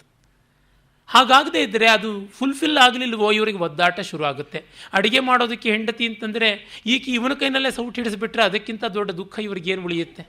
ಅಥವಾ ಅವ್ರು ಮಾಡಿ ಹಾಕಿದ್ದು ಇವರಿಗೆ ತಿನ್ನೋಕ್ಕಾಗದ ಕದನ್ನವಾದರೆ ಗತಿ ಏನು? ಮತ್ತು ತುಂಬ ಸುಂದರಿಯಾಗಿರಬೇಕು ಅಂತ ಅಂದುಕೊಂಡು ಅವ್ರಿಗೇನು ಆಕ್ಸಿಡೆಂಟೋ ಮತ್ತೊಂದು ರೋಗವೋ ರುಜಿನವೋ ಆಗಿಬಿಟ್ಟು, ಇಲ್ಲ ಸಿಕ್ಕಾಪಟ್ಟೆ ಸೊರಗೋದು, ಇಲ್ಲ ಸಿಕ್ಕಾಪಟ್ಟೆ ಊದೋದು, ಇಲ್ಲ ಸಿಕ್ಕಾಪಟ್ಟೆ ವಿಕಾರವೋ ಏನೋ ಆಗಿಬಿಟ್ರೆ ಗತಿ ಏನು? ಹಾಗಾಗಿ ಚರ್ಮದಾಳದ ಸೌಂದರ್ಯವನ್ನು ಮತ್ತೊಂದು ಯಾವುದೋ ಅನುಕೂಲತೆಗಳಿಗಾಗಿ ಅಂತ ಮಾಡಿಕೊಂಡ್ರೆ ಬಹಳ ಕಷ್ಟ. ಆದರೆ ಅನುಕೂಲತೆ ಇಲ್ಲದೆ ಸಾಧ್ಯವ? ಅನುಕೂಲತೆ ಆಂಶಿಕವಾಗಿ ಬರುವಂಥದ್ದಾಗುತ್ತೆ. ಅದು ಮೇಲೆ ಬಡ್ಡಿ ಆಗಬೇಕು, ಇದು ಅಸಲು. ಶಿವಸ್ವಾಮಿಯರವರ ಬಗ್ಗೆ ಡಿ.ವಿ. ಜಿಯವರು ಬರೀತಾರೆ. ಅವರು ಅಡ್ವೊಕೇಟ್ ಜನರಲ್ ಆಗಿದ್ದರು, ಆಮೇಲೆ ಮದ್ರಾಸ್ ಪ್ರಾವಿನ್ಸ್ನ ಗವರ್ನರ್ ಕೂಡ ಆಗಿದ್ದರು. ತುಂಬ ದೊಡ್ಡವರು, ಮಹಾ ಮೇಧಾವಿಗಳು, ಲೋಕಹಿತಕಾಂಕ್ಷಿಗಳಾಗಿದ್ದರು, ಒಳ್ಳೆಯ ಸಂಸ್ಕೃತ ವಿದ್ವಾಂಸರು ಆಗಿದ್ದರು ಅಂತೆಲ್ಲ ಬರೀತಾರೆ. ಆದರೆ ಅವರು ಎಲ್ಲದರೊಳಗೂ ಶಿಸ್ತು, ಕಟ್ಟುನಿಟ್ಟು, ವ್ಯವಹಾರ ಎಲ್ಲ ಇತ್ತಂತೆ. ಡಿ.ವಿ. ಜಿಯವ್ರನ್ನ ಮೊದಲಿಗೆ ನೋಡಿದಾಗ ಕಚ್ಚಂ ಪೌಡ್ರದಲ್ಲಿಯೋ ಅಂತ ಕೇಳಿದ್ರಂತೆ. ಕಚ್ಚೆ ಹಾಕ್ಕೊಂಡು ಬರೋದಿಲ್ವಾ ಅಂತ. ಡಿ.ವಿ. ಜಿಯವರು ದಟ್ಟಿ ಬಿಡ್ತಾ ಇದ್ರಂತೆ. ಇಲ್ಲ, ಇವತ್ತೇನೋ ಹಾಗೆ ಬಂದುಬಿಟ್ಟೆ ಅಂತಂದ್ರಂತೆ. ನನ್ನ ಮಾತನ್ನಂತೂ ಒಪ್ಪಿಕೊಂಡ್ರು ಆವತ್ತಿನ ಮಟ್ಟಿಗೆ ಅಂತಂದರು. ಮತ್ತೊಮ್ಮೆ ಅವರು ಇದೇ ಲಾಲ್ಬಾಗ್ನಲ್ಲಿ ವೆಸ್ಟ್ ಗೇಟ್ ಕಡೆಯಿಂದ ಹೋದರೆ ಅಲ್ಲಿ ಕೆಲವೊಂದು ಬೆಂಚಸ್ಸನ್ನು ಮಿರ್ಜಾ ಅವರು ಏರ್ಪಾಟ್ ಮಾಡಿ ಹಾಕಿರೋರಂತೆ. ಇಂಥ ದೊಡ್ಡವರು, ಮಹನೀಯರು ಯಾರೇ ಆಗಲಿ ಬಂದು ಕೂತ್ಕೊಂಡಲ್ಲಿ ಸಂತೋಷಪಟ್ಟು ಮಾತಾಡೋಕ್ಕೆ ಅವಕಾಶ ಇರಬೇಕು ಅಂತ ಒಂದು ವರ್ತುಲಾಕಾರವಾಗಿ ಬೆಂಚುಗಳನ್ನು ಹಾಕಿಸಿದ್ರಂತೆ. ಅಲ್ಲಿಗೆ ಬಂದಾಗ ಅವರು ಕೇಳಿದ್ರಂತೆ right honourable V S Srinivasa ಶಾಸ್ತ್ರಿಗಳನ್ನು, ಏನು ಶ್ರೀನಿವಾಸ ಶಾಸ್ತ್ರಿ, ನಿನಗೆ ನಾನು ಒಂದು ಪುಸ್ತಕ ಕೊಟ್ಟಿದ್ನಲ್ಲ, ಅದರ ಸಂಗ್ರಹ ಮಾಡಿದೆಯಾ ಅಂತ. ಅದು ಬಹಳ ಕಠಿಣವಾದಂಥ ಗಣಿತ. ಅದೇನು, ಇವರು ಶಿವಸ್ವಾಮಿಯರು 80ನೇ ವರ್ಷದಲ್ಲಿ ಆ ಗಣಿತ ಗ್ರಂಥವನ್ನು ಇವರಿಗೆ ಕೊಟ್ಟಿದ್ದಾರೆ. ಅವರು ನನಗೆ ಓದಿದೆ, ಕೆಲವೊಂದು ಪುಟಗಳು ತುಂಬ ಕಷ್ಟ ಆಯಿತು, ನಾನು ವೆಂಕಟರಾಮ ಶಾಸ್ತ್ರಿಗಳಿಗೆ ಕೊಟ್ಟುಬಿಟ್ಟೆ ಅಂತ. ಅವರು ದೊಡ್ಡ ಅಡ್ವೊಕೇಟು. ಅವರು ಗೋಲ್ಡ್ ಮೆಡಲಿಸ್ಟು ಗಣಿತದಲ್ಲಿ ಅಂತ ಕೊಟ್ಟುಬಿಟ್ಟೆ ಅಂತ ಹೇಳ್ಬಿಟ್ಟು. ಇವರು ಫಿಸಿಕ್ಸು ಗಣಿತ ಓದ್ದವರೇನೆ. ಆ ಕಾಲದವರು ಸಾಹಿತ್ಯ, ವ್ಯಾಕರಣ, ವೇದಾಂತ, ಗಣಿತ ಎಲ್ಲ ಬಲ್ಲವರಾಗ್ತಾ ಇದ್ದರು. ತಿಲಕರು ಏಕಕಾಲದಲ್ಲಿ ಸಂಸ್ಕೃತ ಗಣಿತ ಎರಡರೊಳಗೂ ನಿಸ್ಸೀಮರಾಗಿದ್ದರು ಅಂತ ನಮಗೆ ಗೊತ್ತಾಗುತ್ತೆ. ಆ ಥರ ತುಂಬ ಇದ್ದಿದ್ದು. ಆ ರೀತಿಯಾದ ಆಡ್ ಕಾಂಬಿನೇಷನ್ಸ್ ಆವಾಗ ತುಂಬ ನ್ಯಾಚುರಲ್ ಆಗಿತ್ತು. ಈಗ ಎಲ್ಲ ತುಂಬ ಕಂಪಾರ್ಟ್ಮೆಂಟ್ಲೈಸ್ ಆಗಿದೆ. ಇರಲಿ. ಆಗ ಅವರು ಇಲ್ಲ, ನನಗದು ಕಷ್ಟ ಅನಿಸಿದೆ, ಗೊತ್ತಾಗಲಿಲ್ಲ ಅಂತ. ಆಗ ಶಿವಸ್ವಾಮಿಯವರು ಹೇಳಿದ್ರಂತೆ, ಅಲ್ಲಯ್ಯ, ನಾನು ಕೇಳಿರೋದೇನು ಪುಸ್ತಕ ಇಡೀ ಪಾಠ ಮಾಡಬೇಕು ಅಂತ. ಪುಸ್ತಕದ ಮುಖ್ಯ ಭಾಗ ಯಾವುದು ಅಂತ ಗುರುತು ಮಾಡಿಕೊಡಿ, the essence of book where it lies ಅನ್ನೋದನ್ನು ಐಡೆಂಟಿಫೈ ಮಾಡಿಕೊಡಿ, ನಾನು ಓದ್ಕೋತೀನಿ ಅಂತಷ್ಟೇನೆ ಅಂತ. ಆಗ ಡಿ ವಿ ಜಿಯವರು ಈ ವಯಸ್ಸಿನಲ್ಲಿ ನಿಮಗೆ ಯಾತಕ್ಕೆ ಅನ್ನೋ ಥರ ಕೇಳಿದಂತೆ. ಇಷ್ಟು ವಯಸ್ಸಿನಲ್ಲಿ ನೀವು ಅದೇನು ನೋಡಬೇಕು ಅಂತಿದ್ದೀರಂತ. ಅಲ್ಲವಯ್ಯ, ಜ್ಞಾನಕ್ಕೆ ವಯಸ್ಸು ಉಂಟಾ? ಅವನು ಬರೆದಿದ್ದಾನೆ, ದೊಡ್ಡ ಗಣಿತಶಾಸ್ತ್ರಜ್ಞ. ಅದಕ್ಕೂ ನಮ್ಮ ವರಾಹಮಿಹಿರ ಮತ್ತು ಆರ್ಯಭಟ, ಭಾಸ್ಕರ ಮೊದಲಾದವರ ಸಿದ್ಧಾಂತಕ್ಕೂ ಎಲ್ಲಿ ಬಿಡುತ್ತೆ, ಎಲ್ಲಿ ಸೇರುತ್ತೆ, ಅದನ್ನೆಲ್ಲ ನೋಡಿ ತಿಳ್ಕೊಳ್ಬೇಡವೆ ಅಂತ ಹೇಳ್ಬಿಟ್ಟಂದ್ರಂತೆ. ಅಂದರೆ ಶಿವಸ್ವಾಮಿಯರವರು ಆ ರೀತಿಯಾದ ಮನೋಧರ್ಮ. ಅವರು ಎಲ್ಲಿಗಾದರೂ ಹೋದರೆ, ತಂಗಿದರೆ, ಅವರು ಸಕಲ ಪರಿವಾರ ಸಮೇತ ಹೋಗ್ತಾಯಿದ್ರು. ಅವರು ಹೇಗೆ ಅಂದರೆ, ಅವರ ಅಸಿಸ್ಟೆಂಟು, ಆ ಅಸಿಸ್ಟೆಂಟ್ ಜೊತೆಗೆ ಅವರ ಅಸಿಸ್ಟೆಂಟ್ ಫ್ಯಾಮಿಲಿ, ಡ್ರೈವರ್ ಫ್ಯಾಮಿಲಿ, ಮತ್ತಿರ್ಗ ಅವರ ಬಟ್ಟೆಗಳನ್ನೆಲ್ಲ ಚಲುವೆ ಮಾಡಿಕೊಡುವ ಅಗಸನ ಕುಟುಂಬ, ಅಡುಗೆಯವನ ಕುಟುಂಬ, ಹೀಗೆ ಒಂದು ದೊಡ್ಡ ಪರಿವಾರ ಹೋಗ್ತಾ ಇತ್ತು. ಅದು ಹೇಗೆ, ಅವರ ಅಸಿಸ್ಟೆಂಟ್ಸ್ಗೆಲ್ಲ ಪಾಠ ಹೇಳೋದಕ್ಕೆ ಮೇಷ್ಟ್ರುಗಳು, ಆ ಮೇಷ್ಟ್ರುಗಳ ಕುಟುಂಬ, ಹೀಗೆ ಹೋಗ್ತಾ ಇದ್ದಿದ್ದು. ಅವ್ರಿಗೆ ಮಕ್ಕಳಿರಲಿಲ್ಲ. ಒಮ್ಮೆ ಅವರು ಡಿ ವಿ ಅವ್ರು ನೋಡ್ತಾರೆ, ಬೆಂಗಳೂರಿಗೆ ಅವ್ರು ಬರ್ತಾಯಿದ್ರು. ಆಗೆಲ್ಲ ಮದ್ರಾಸ್ನ ಇವರೆಲ್ಲ ಮೈಲಾಪುರ ಎಲೈಟ್ಸ್ ಅಂತ ಇದ್ದಂಥವ್ರು. ಅವರು ಮೈಲಾಪುರದಲ್ಲಿ ಬಹಳ ಪ್ರಸಿದ್ಧವಾದದ್ದು. ಈಚೆಗೆ ಮೈಲಾಪುರದ ಅಯ್ಯರ್ಗಳ ಕ್ವಾಲಿಟಿ ಅಂದರೆ ಅದು ಬೇರೆಯೇ ಆಗಿದೆ. ಇರಲಿ. ಆ ಮೈಲಾಪುರದಿಂದ ಬಂದು ಬೇಸಿಗೆ ಕಾಲದಲ್ಲಿ ಬೆಂಗಳೂರಲ್ಲಿ ತಂಗ್ತಾಯಿದ್ರು, ಈ ಬಸವನಗುಡಿಯಲ್ಲಿ, ಈ ಥರದ ಜಾಗಗಳಲ್ಲಿ. ಡಿ ವಿ ಜಿ ಒಮ್ಮೆ ಹೋದರೆ, ಅಲ್ಲಿಗೆ ಅವರ ಬಂಗಲೋಗೆ ಹೋದರೆ, ಒಬ್ಬ ಹುಡುಗಿ ಸಂಸ್ಕೃತ ಪಾಠ ಹೇಳಿಸ್ಕೊಳ್ತಾ ಇದ್ಲಂತೆ. ಇವರ ಅಸಿಸ್ಟೆಂಟ್ನ ಮಗಳು. ಆ ಹುಡುಗಿನ ತೋರಿಸ್ಬಿಟ್ಟು, ನೋಡು, ಈ ಹುಡುಗಿಗೆ ಸಂಗೀತ ಕಲಿಸಿದ್ದೀನಿ, ಸಂಸ್ಕೃತ ಕಲಿಸಿದ್ದೀನಿ, ಇಂಗ್ಲೀಷು SLC ಪಾಸ್ ಮಾಡಿದ್ದಾಳೆ, ಒಳ್ಳೆ ವರ ಇದ್ದರೆ ಹೇಳು, ನಾನು ಬಂಗಾರ ಬೆಳ್ಳಿ ಎಲ್ಲ ವ್ಯವಸ್ಥೆ ಮಾಡಿಟ್ಟಿದ್ದೀನಿ, ಮದುವೆ ಮಾಡಿಸ್ಬೇಕು ಅಂತಂದ್ರಂತೆ. ಇಷ್ಟೆಲ್ಲ ಔದಾರ್ಯವಿದ್ದವರು ಆದರೂ ಕೂಡ ಅವರು ಯಾವುದಾದ್ರು ಒಂದು ಹೋಟೆಲ್ಗೋ ಅಥವಾ ಯಾವುದೋ ಒಂದು ಲಾಡ್ಜ್ಗೋ ಹೋದ್ಮೇಲೆ, ಅಲ್ಲಿ ಚುಕ್ತಾ ಮಾಡಬೇಕಾದಷ್ಟು ದುಡ್ಡು ಕೊಟ್ಟ ಮೇಲೆ, ಅಲ್ಲಿ ಯಾರ್ಯಾರು ಅಸಿಸ್ಟೆಂಟ್ಗಳು ಯಾರ್ಯಾರು ಅವ್ರಿಗೆ ಬಕ್ಷೀಸು ಅಂತ ಎಲ್ರಿಗೂ 1 ಆಣೆ 2 ಆಣೆ 4 ಆಣೆ ಅಂತ ತಾರತಮ್ಯ ಪ್ರಕಾರ ಕೊಡೋರಂತೆ. ಏನು ಇಷ್ಟೇನೆ ಅಂದರೆ, ಬಕ್ಷೀಸು ಸಂಪಾದನೆಗಿಂತ ಜಾಸ್ತಿ ಆಗಬಾರ್ದು, ಸಂಬಳಕ್ಕಿಂತ, ಅದಕ್ಕೆ ಪ್ರಪೋರ್ಷನ್ ಆಗಿರಬೇಕು ಅಂತ ಅನ್ನೋರಂತೆ. ಈ ಕಾರಣದಿಂದ ಅವ್ರನ್ನ ಜಿಪುಣರು ಮತ್ತೊಂದು ಅಂತೆಲ್ಲ ಹೇಳ್ತಾ ಇದ್ರು. ಅಂದರೆ ಒಂದು ಶಿಸ್ತು ಬೇಕು, ವ್ಯವಸ್ಥೆ ಬೇಕು ಅನ್ನೋದನ್ನು ಡಿ ವಿ ಜಿಯವರು ಬರೆದ ಜ್ಞಾಪಕ ಚಿತ್ರಶಾಲೆಗಳನ್ನು ಓದಬೇಕು. ಆ 8 ಸಂಪುಟಗಳು ಬದುಕಿಗೆ ಒಂದು ಬಂಗಾರದ ನಿಧಿ. ಎಷ್ಟು ಸೊಗಸಾಗಿವೆ, ಅಕ್ಷರ ಸಂಪತ್ತದು ಸುವರ್ಣ ನಿಧಿ ಅಂತ ಅನಿಸುತ್ತೆ. ಇಂಥ 287 ವ್ಯಕ್ತಿ ಚಿತ್ರಗಳನ್ನು ಬರೆದಿದ್ದಾರೆ ಅವರು. ಇದು ಶಿವಸ್ವಾಮಿಯರವ್ರ ಬಗ್ಗೆ ಹಲವರು ಸಾರ್ವಜನಿಕರು ಅನ್ನುವಂಥ ಸಂಪುಟದಲ್ಲಿ ಬರೆದಿದ್ದಾರೆ. ತುಂಬ ಚೆನ್ನಾಗಿರುವಂಥದ್ದು. ಇರಲಿ, ಎಲ್ಲಿಯೋ ವಿಷಯ ಪ್ರಕಾರಾಂತರವಾಯಿತು, ಆದರೆ ತೊಂದರೆ ಇಲ್ಲ. ಕಾರಣ ಮಹಾನುಭಾವರುಗಳ ಜೀವನ, ಅವರ ಪದ್ಧತಿ, ಅವುಗಳ ಸ್ಮರಣೆಯೇ ಪುಣ್ಯಕಾರಕವಾದದ್ದು. ಮತ್ತು ವ್ಯಕ್ತಿ ವಿಶೇಷ ಎಂಥದ್ದು ಅಂತ ಗೊತ್ತಾಗುತ್ತೆ. ಅವರ ಹತ್ರ ಅಸಿಸ್ಟೆಂಟಾಗಿ ಕೆಲಸ ಮಾಡ್ತಾ ಇದ್ದವರು ವೆಂಕಟರಾಮಶಾಸ್ತ್ರಿಗಳು. ಅವರು ಡಿಕ್ಷನರಿ ಇಲ್ಲದೆ ಇರ್ತಾ ಇರಲಿಲ್ವಂತೆ. ಒಮ್ಮೆ ಬೆಂಗಳೂರಿಗೆ ಯಾವುದೋ ಕೇಸ್ ನೋಡೋಕ್ಕೆ ಬಂದ್ರಂತೆ. ನೇರವಾಗಿ ಡಿ ವಿ ಜಿಯವ್ರ ಮನೆಗೆ ಬಂದರು. ಬಂದ ತಕ್ಷಣವೇ ಕುಶಲ ಪ್ರಶ್ನೆಗಿಂತ ಮುಂಚೆ, ಎಲ್ಲಿ ನಿನ್ನ ಡಿಕ್ಷನರಿ ಇದ್ದರೆ ಬೇಕಾಗಿತ್ತು ಅಂದ್ರಂತೆ. ಕೊಟ್ಟ ಮೇಲೆ ಅವ್ರ ಸೂಟ್ ಕೇಸಲ್ಲಿ ಇಟ್ಕೊಂಡು, ನಾನು ನನ್ನ ಡಿಕ್ಷನರಿ ಮದ್ರಾಸಲ್ಲಿ ಮರೆತು ಬಂದೆ, ನಾನು ಹೋಗೋವರೆಗೂ ಇದನ್ನು ಇಟ್ಕೊಂಡಿರ್ತೀನಿ, ಮೊದಲು ಡಿಕ್ಷನರಿ ಇರಬೇಕು, ಆಮೇಲೆ ಮಿಕ್ಕ ಮಾತು ಅಂದ್ರಂತೆ. ಇದು ಯಾಕೆ ಅಂದರೆ, ಪದಪ್ರಯೋಗಗಳಲ್ಲಿ ಸಂದೇಹ ಬರ್ತಾ ಇರುತ್ತೆ, ಅದನ್ನು ನೋಡ್ತಾ ಇರಬೇಕು ಅಂತ. ಇಂಥ ನೈಘಂಟಿಕರು ಉಂಟಾ ಅಂತ ಅನಿಸುತ್ತೆ. ಅವರು 80ನೇ ವಯಸ್ಸಿನಲ್ಲಿ ಗ್ರೀಕ್ ಲ್ಯಾಟಿನ್ ಅಭ್ಯಾಸ ಮಾಡಿದ್ರಂತೆ, ಕಲಿತ್ಕೊಳ್ಬೇಕು ಅದು ಹೇಗೆ ಅಂತ. ಯಾರೂ ಅಲ್ಲ, ಡಿ ವಿ ಜಿಯವರ ಮಗ BGL ಸ್ವಾಮಿಯವರೇನೆ ಅವ್ರನ್ನ ವಿದೇಶಕ್ಕೆ ಹೋಗುವ ಮುನ್ನ ನೋಡಿ ಬರುವಾಗ, ಡಿ ವಿ ಜಿಯವರು ಯಾರು ಅಂತ ಬರೋದಿಲ್ಲ, ಆದರೆ ಬಹುಪಾಲಿಂದ ಗೊತ್ತಾಗೋದು BGL ಸ್ವಾಮಿಯವರೇ ಅವ್ರು ನೋಡಿದ್ದು ಅಂತ. ಆಗ ಹೇಳಿದ್ರಂತೆ, ನೋಡು ಮಗು, ನೀನು ಏನಾದರೂ ಆಗು ಪರವಾಗಿಲ್ಲ, ಆದರೆ ಅಮೇರಿಕಾಯಿಂದ ಹೋಗಿ ವಾಪಸ್ ಬರುವಾಗ ಹಿಂದುವೇ ಆಗಿರು ಅಂತಂದ್ರಂತೆ.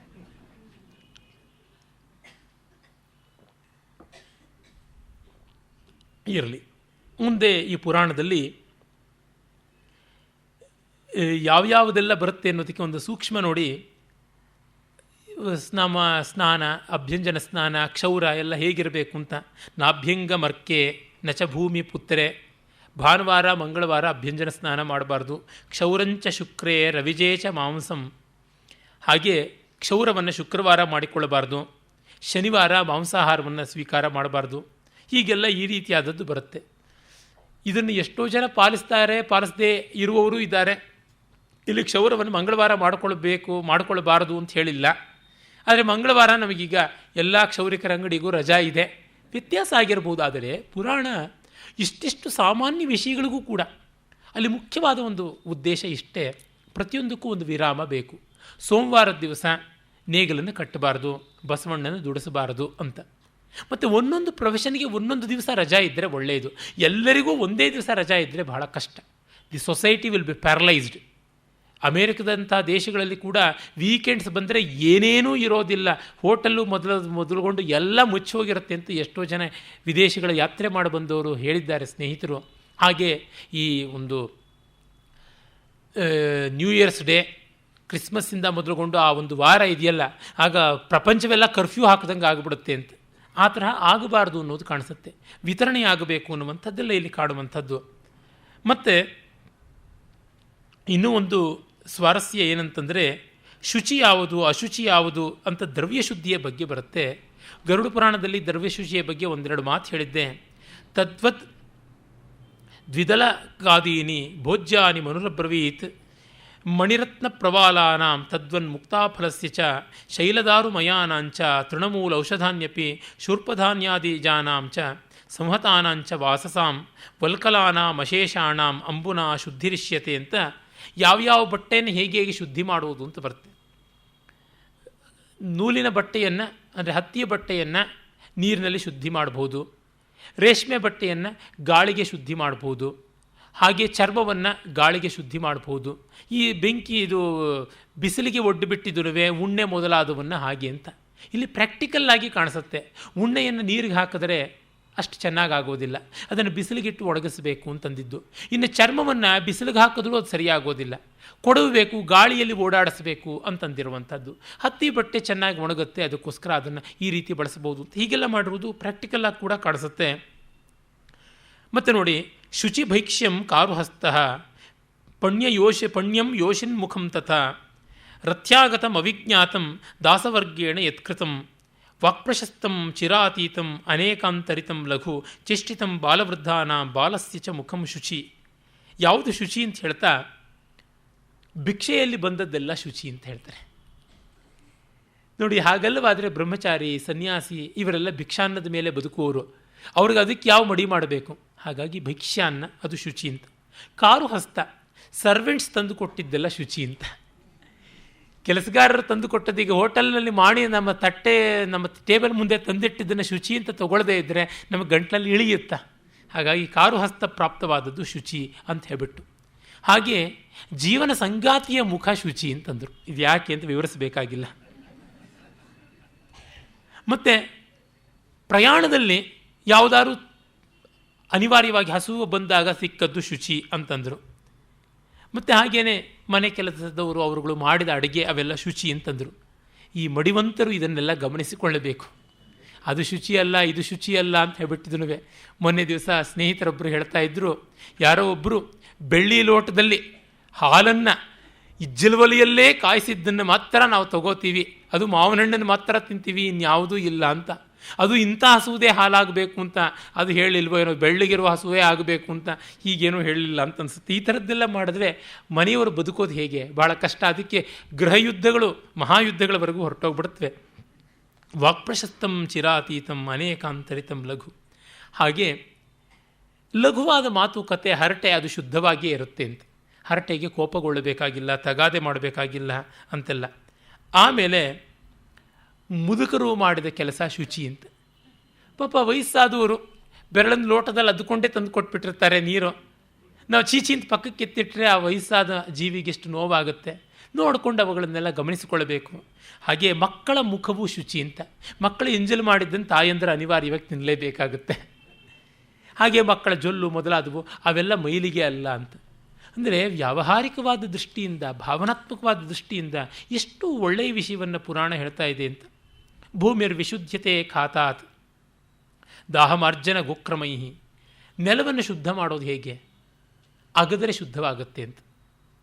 ಯಾವುದೋ ಒಂದು ಜಮೀನು ತೊಗೊಂಡ್ವಿ ಮನೆ ಕಟ್ಟೋದಕ್ಕೆ ಅಂತ, ಅಲ್ಲಿ ಸ್ಮಶಾನ ಇತ್ತು ಮತ್ತೊಂದಿತ್ತು ಅಂದರೆ ಅಗದು ಬಿಡಿ, ಮತ್ತು ದಾಹ, ಅಲ್ಲಿ ಒಂದು ಹೋಮ ಮಾಡಿ ಗೋವುಗಳನ್ನು ಓಡಾಡಿಸಿ, ಆಗ ತಾನಾಗಿ ಶುದ್ಧವಾಗುತ್ತೆ ಅಂತ. ಆಮೇಲೆ ಸಗಣಿ ಸಾರಿಸೋದ್ರಿಂದ, ಈ ಥರ ಲೇಪಾತ್ ಉಲ್ಲೇಖನಾತ್ ರಂಗೋಲಿ ಹಾಕುವುದರಿಂದ, ನೀರನ್ನು ಸಿಂಪಡಿಸೋದ್ರಿಂದ, ಈ ರೀತಿಯಾಗಿ ಎಷ್ಟೋ ಲೌಕಿಕವಾಗಿ ಪ್ರಯೋಜನಕ್ಕೆ ಬರುವಂಥ ವಿಷಯಗಳನ್ನೆಲ್ಲವನ್ನು ತುಂಬ ಚೆನ್ನಾಗಿ ಇದು ಹೇಳುತ್ತೆ. ಆಮೇಲೆ ಈ ಒಂದು ಬೇರೆ ನೀತಿ ನಿಯಮಗಳ ಬಗ್ಗೆ ಬಹಳ ಚೆನ್ನಾಗಿ ಬರುತ್ತೆ. ಅದನ್ನು ಕೆಲವನ್ನು ನೋಡಬಹುದು. ದಂಭಾರ್ಥಂ ಜಪತೆ ಯಶ್ಚ ತಪ್ಯತೆ ಯಜತೆ ತಥಾ ನ ಪರತ್ರಾರ್ಥಮುದ್ಯುಕ್ತೋ ಸಮಾರ್ಜಾರ ಪ್ರಕೀರ್ತಿತಃ ಅಂತ. ಯಾರು ಪ್ರದರ್ಶನಕ್ಕಾಗಿ ಜಪ ಮಾಡ್ತಾನೆ, ಧ್ಯಾನ ಮಾಡ್ತಾನೆ, ಪೂಜೆ ಮಾಡ್ತಾನೆ, ಅವನನ್ನು ಮಾರ್ಜಾಲ ವ್ರತಿಕ ಅಂತ ಕರೀತಾರೆ, ಬೂಟಾಟಿಕೆಗೆ ಮಾಡುವಂಥವನು. ವಿಭವೇ ಸತಿ ನೈವಾತ್ತಿ ನದದಾತಿ ಜುಹೋತಿ ಚ ತಮಾಹುರಾಕುಂ ತಸ್ಯಾನ್ನಂ ಭುಕ್ತ್ವಾ ಕೃಚ್ಛ್ರೇಣ ಶುದ್ಧ್ಯತಿ. ಯಾರು ಸಂಪತ್ತಿದ್ದರೂ ಯಾರಿಗೂ ಕೊಡೋದಿಲ್ಲ, ಮತ್ತು ಯಾವ ದೇವತೆಗೂ ಯಾವ ಒಳ್ಳೆಯ ಕೆಲಸಕ್ಕೂ ಏನೂ ಮಾಡೋಲ್ಲ, ತನಗೆ ತಾನೇ ಅದನ್ನು ಗಂಟು ಹಾಕ್ಕೊಂಡು ಮುಚ್ಚುಮರೆಯಲ್ಲಿ ತಿಂತಾನೆ, ಕಾಸಕ್ಕೆ ಕಾಸು ಕೂಡಿಡ್ತಾ ಮಾಡ್ತಾನೆ, ಅವನು ಇಲಿಯಂಥ ಸ್ವಭಾವದವನು. ಅವನ ಹತ್ತಿರಕ್ಕೂ ಯಾರೂ ಸುಳಿಯಬಾರ್ದು, ಅವನು ಕೊಟ್ಟದ್ದನ್ನು ತಿರಸ್ಕರಿಸಬೇಕು ಅನ್ನುವಂಥ ಮಾತನ್ನು ಹೇಳ್ತಾರೆ. ಅಂದರೆ ಲೋಕ ವಿತರಣಶೀಲತೆ ಬೇಕು. ಯಃ ಪರೇಶಾಂ ಹಿ ಮರ್ಮಾಣಿ ನಿಕೃಂತನ್ನಿವ ಭಾಷತೆ ನಿತ್ಯಂ ಪರಗುಣದ್ವೇಷೋ ಸಶ್ವಾನ ಇತಿ ಕಥ್ಯತೆ. ಯಾರು ಸೀಳ್ನಾಯಿಗಳ ತರಹ ಬೇರೆಯವರ ದೋಷಗಳನ್ನೇ ಹೇಳ್ತಾ ತಿವಿದು ತಿವಿದು ತಿವಿದು ಮೂದಲಿಸ್ತಾ ಇರ್ತಾರೆ, ಅವ್ರನ್ನ ನಾಯಿಗಳು ಅಂತಲೇ ಕರೀಬೇಕು ಅಂತ. ಯಾರು ಬೊಗಳುವಂತೆ ಜಗಳ ಆಡುವಂತೆ ಮಾತಾಡ್ಕೊಂಡು ಬರ್ತಾರೋ ಅಂಥವರು ಅಂತಲೂ ಹೇಳ್ತಾರೆ. ಮತ್ತು ಸಭಾಗತಾನಾಂ ಯಸ್ಸಭ್ಯ ಪಕ್ಷಪಾತಂ ಸಮಾಚರೇತ್ ತಮಾಹು ಕುಕ್ಕುಟಂ ದೇವಾಹ ತಸ್ಯಾಪ್ಯನ್ನಂ ವಿಗರ್ಹಿತಂ. ಯಾರು ಸಭೆಯಲ್ಲಿ ಪಕ್ಷಪಾತಿಗಳಾಗಿ ವರ್ತಿಸ್ತಾರೋ ಅವರು ಕೋಳಿಯಂಥ ಸ್ವಭಾವದವರು, ಅವರ ಹತ್ತಿರಕ್ಕೆ ಸುಳಿಬಾರ್ದು, ಅವರ ಕೊಟ್ಟಿದ್ದನ್ನು ತಿರಸ್ಕರಿಸಬೇಕು. ಆಶಾರ್ತಾನಾಂ ಅದಾತಾಚ ಧಾತುಶ್ಚ ಪ್ರತಿಷೇಧಕಃ ಶರಣಾಗತಂ ಯಸ್ತ್ಯಜತಿ ಸಚಂಡಾಲೋ ಧಮೋ ನರಃ. ಚಂಡಾಲ ಅಂದರೆ ಯಾರು ಆರ್ತರು ಬಂದಿದ್ದಾರೆ ಅವರಿಗೆ ಏನೂ ಕೊಡ್ತಾ ಇಲ್ಲ, ಮತ್ತು ಕೊಡುವವರನ್ನು ತಡೆಯೋದಕ್ಕೆ ಯಾರು ಹೋಗ್ತಾರೆ, ಮತ್ತು ಶರಣಾಗತರನ್ನು ಯಾರು ದೂರ ಇಡ್ತಾರೆ, ಇವರೆಲ್ಲರೂ ಕೂಡ ಚಂಡಾಲರು ಅಂತ. ಯೋ ಬಾಂಧವೈ ಪರಿತ್ಯಕ್ತಃ ಸಾಧುಭಿರ್ಬ್ರಹ್ಮಣೇರಪಿ ಕುಂಡಾಶೀಯಶ್ಚ ತಸ್ಯಾನ್ನಂ ಭುಕ್ತ್ವಾ ಚಾಂದ್ರಾಯಣಂ ಚರೇತ್. ಯಾರು ಬಂಧು ಬಾಂಧವರಿಗೆ ಲೋಕಕ್ಕೆ ಬೇಡವಾಗಿ ವಿವೇಕಿಗಳಿಗೆ ದೂರವಾಗಿ ಇರ್ತಾರೆ, ಅವರ ಆಹಾರವನ್ನು ತಿಂದರೆ ಚಾಂದ್ರಾಯಣ ವ್ರತ ಮಾಡಿಕೊಳ್ಬೇಕು ಅಂತ. ಚಾಂದ್ರಾಯಣ ವ್ರತ ಅಂದರೆ ಪ್ರತಿಪತ್ತಿನಿಂದ ಆರಂಭ ಮಾಡಿ ಒಂದೊಂದು ಹಿಡಿ ಅನ್ನವನ್ನೇ ಹೆಚ್ಚು ತಿಂದುಕೊಂಡು ಪೂರ್ಣಿಮೆಗೆ 15 ಹಿಡಿ ಅನ್ನ, ಮತ್ತೆ ಅಮಾವಾಸ್ಯೆಗೆ ಕಡಿಮೆ ಮಾಡ್ಕೊಂಡು ಬಂದು ಅಮಾವಾಸ್ಯೆ ಹೊತ್ತಿಗೆ ಉಪವಾಸ ಮಾಡುವಂಥದ್ದು, ಇದು ಒಂದು ಚಾಂದ್ರಾಯಣ. ಇದನ್ನು ಮಾಡಬೇಕು ಅಂತಂತಾರೆ. ಅಂದರೆ ಸೋಷಿಯಲ್ ಬಾಯ್ಕಾಟ್ ಬಗ್ಗೆ ನಮ್ಮ ಪರಂಪರೆ ತುಂಬ ಒಳ್ಳೆಯ ಕಲ್ಪನೆಯನ್ನು ಹೊಂದಿತ್ತು. ಅದು ಬಹಳ ಬೇಕಾಗಿರೋದು. ಇವಾಗ ಟೆರರಿಸ್ಟ್ಗಳಿರ್ಬೋದು, ದೇಶದ್ರೋಹಿಗಳಿರ್ಬೋದು, ಈ ಸೋಗಲಾಡಿ ಬುದ್ಧಿಜೀವಿಗಳಿರ್ಬೋದು, ಅವರಿಗೆ ನಾವು ಮಾಡಬೇಕಾದದ್ದು ಸೋಷಿಯಲ್ ಬಾಯ್ಕಾಟ್. ಮಾತೆತ್ತಿದ್ರೆ ಅಮೇರಿಕಾ ಸ್ಯಾಂಕ್ಷನ್ಸ್ ಹಾಕ್ತೀನಿ, ಅದು ಹಾಕ್ತೀನಿ ಅನ್ನೋದು ಇನ್ನೇನು ಇದೇ ಆಗಿದೆ, ಬಹಿಷ್ಕಾರ ಅನ್ನುವಂಥದ್ದು. ಅದು ಬೇಕಾಗುತ್ತೆ. ಇಲ್ಲದೇ ಇದ್ದರೆ ಅವ್ರನ್ನ ಹಿಂಸಿಸಿ ಹೊಡೆದು ಬಡಿದು ಏನೂ ಮಾಡೋದಕ್ಕಾಗೋದಿಲ್ಲ. ಆ ಕಾರಣದಿಂದ ಅಧ್ಯೇತವ್ಯ ತ್ರಯೀ ನಿತ್ಯಂ ಭಾವ್ಯಂಚ ವಿದುಷಾಸದ ಧರ್ಮತೋ ಧನಮಾಹಾರ್ಯಂ ಎಷ್ಟವ್ಯಂ ಚಾಪಿ ಶಕ್ತಿತಃ. ಇನ್ನು ಬದುಕಿನ ಫಿಲಾಸಫಿ ಏನು? ಕೈಲಾದಷ್ಟು ನಿತ್ಯವೂ ವ್ಯಾಸಂಗ ಮಾಡಬೇಕು, ಮತ್ತು ಭಾವನಾತ್ಮಕವಾಗಿ ಬಾಳಬೇಕು, ಯೋಗ್ಯ ಮಾರ್ಗದಿಂದ ಬಹಳಷ್ಟು ಸಂಪಾದನೆ ಮಾಡಬೇಕು, ತನ್ನ ಕೈಲಾದಷ್ಟು ಆ ಸಂಪಾದನೆಯಿಂದ ತಾನು ಲೋಕವನ್ನು ಸಂತೋಷಪಡಿಸಬೇಕು ಅಷ್ಟೆ. ಇದು ಎಲ್ಲರಿಗೂ ಇರುವಂಥ ಫಿಲಾಸಫಿ. ಇದು ಎಲ್ಲರೂ ಅಳವಡಿಸಿಕೊಳ್ಳಬೇಕಾದದ್ದು ಅಂತ ಎಲ್ಲ ಕಾಲಕ್ಕೂ ಸಲ್ಲುವಂಥದ್ದಾಗಿದೆ ಅನ್ನೋದು ನಮಗೆ ತಾನಾಗಿ ಗೊತ್ತಾಗುತ್ತೆ. ಇಂಥ ಎಷ್ಟೋ ವಿಷಯಗಳನ್ನು ನಾವಿಲ್ಲಿ ಕಾಣ್ತೀವಿ. ಅದಾದ ಮೇಲೆ ಮತ್ತು ಒಂದು ಕಥೆ ಇಲ್ಲಿ ಸ್ವಾರಸ್ಯಕಾರಿಯಾದಂಥದ್ದು. ಅದು ಏನಂತಂದರೆ ಪಾರ್ವತಿಯ ಮದುವೆ.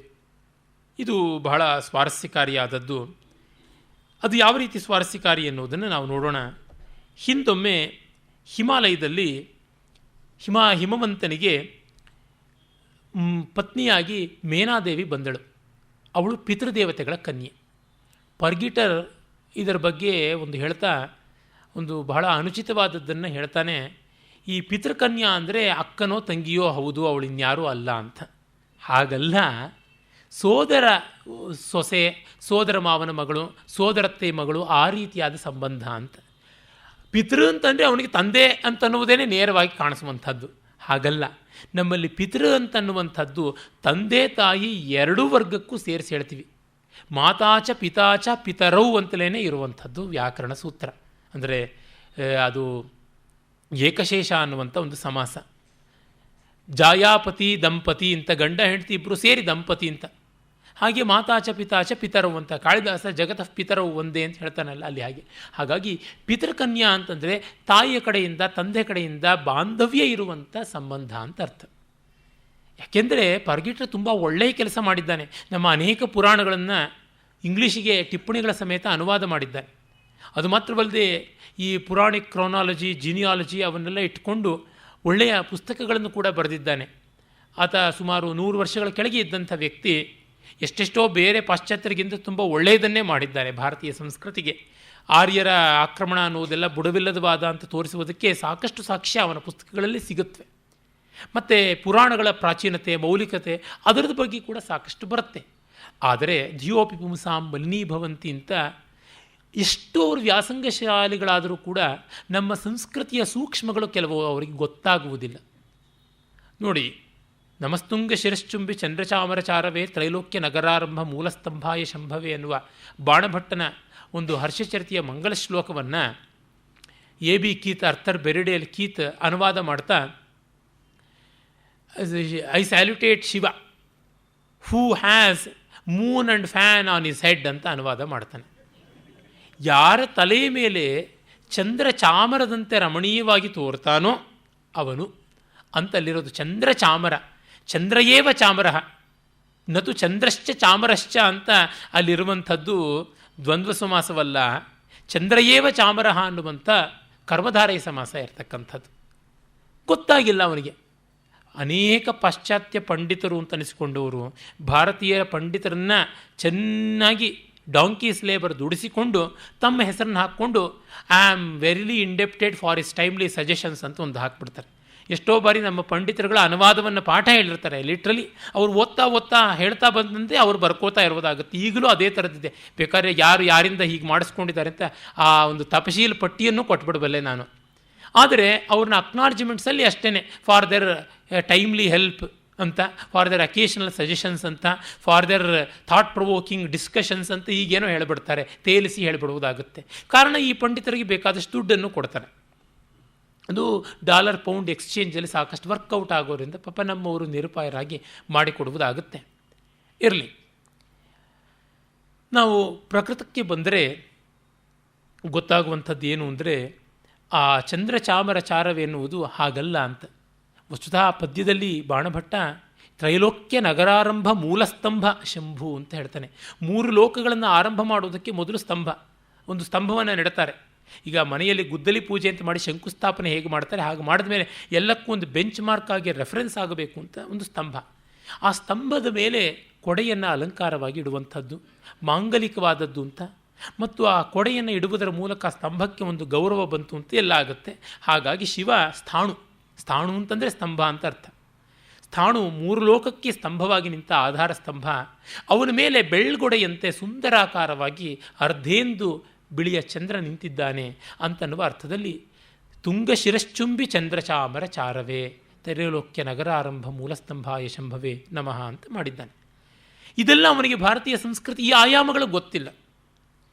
ಆ ಕಾರಣವೇ ಕಾಳಿದಾಸಾದಿ ಮಹಾಕವಿಗಳ ನಾಟಕಗಳನ್ನು ಹೇಗಂದರೆ ಹಾಗೆ ಬಾಯಿಗೆ ಬಂದಂತೆ ವಿಮರ್ಶೆ ಮಾಡಿದ್ದಾನೆ.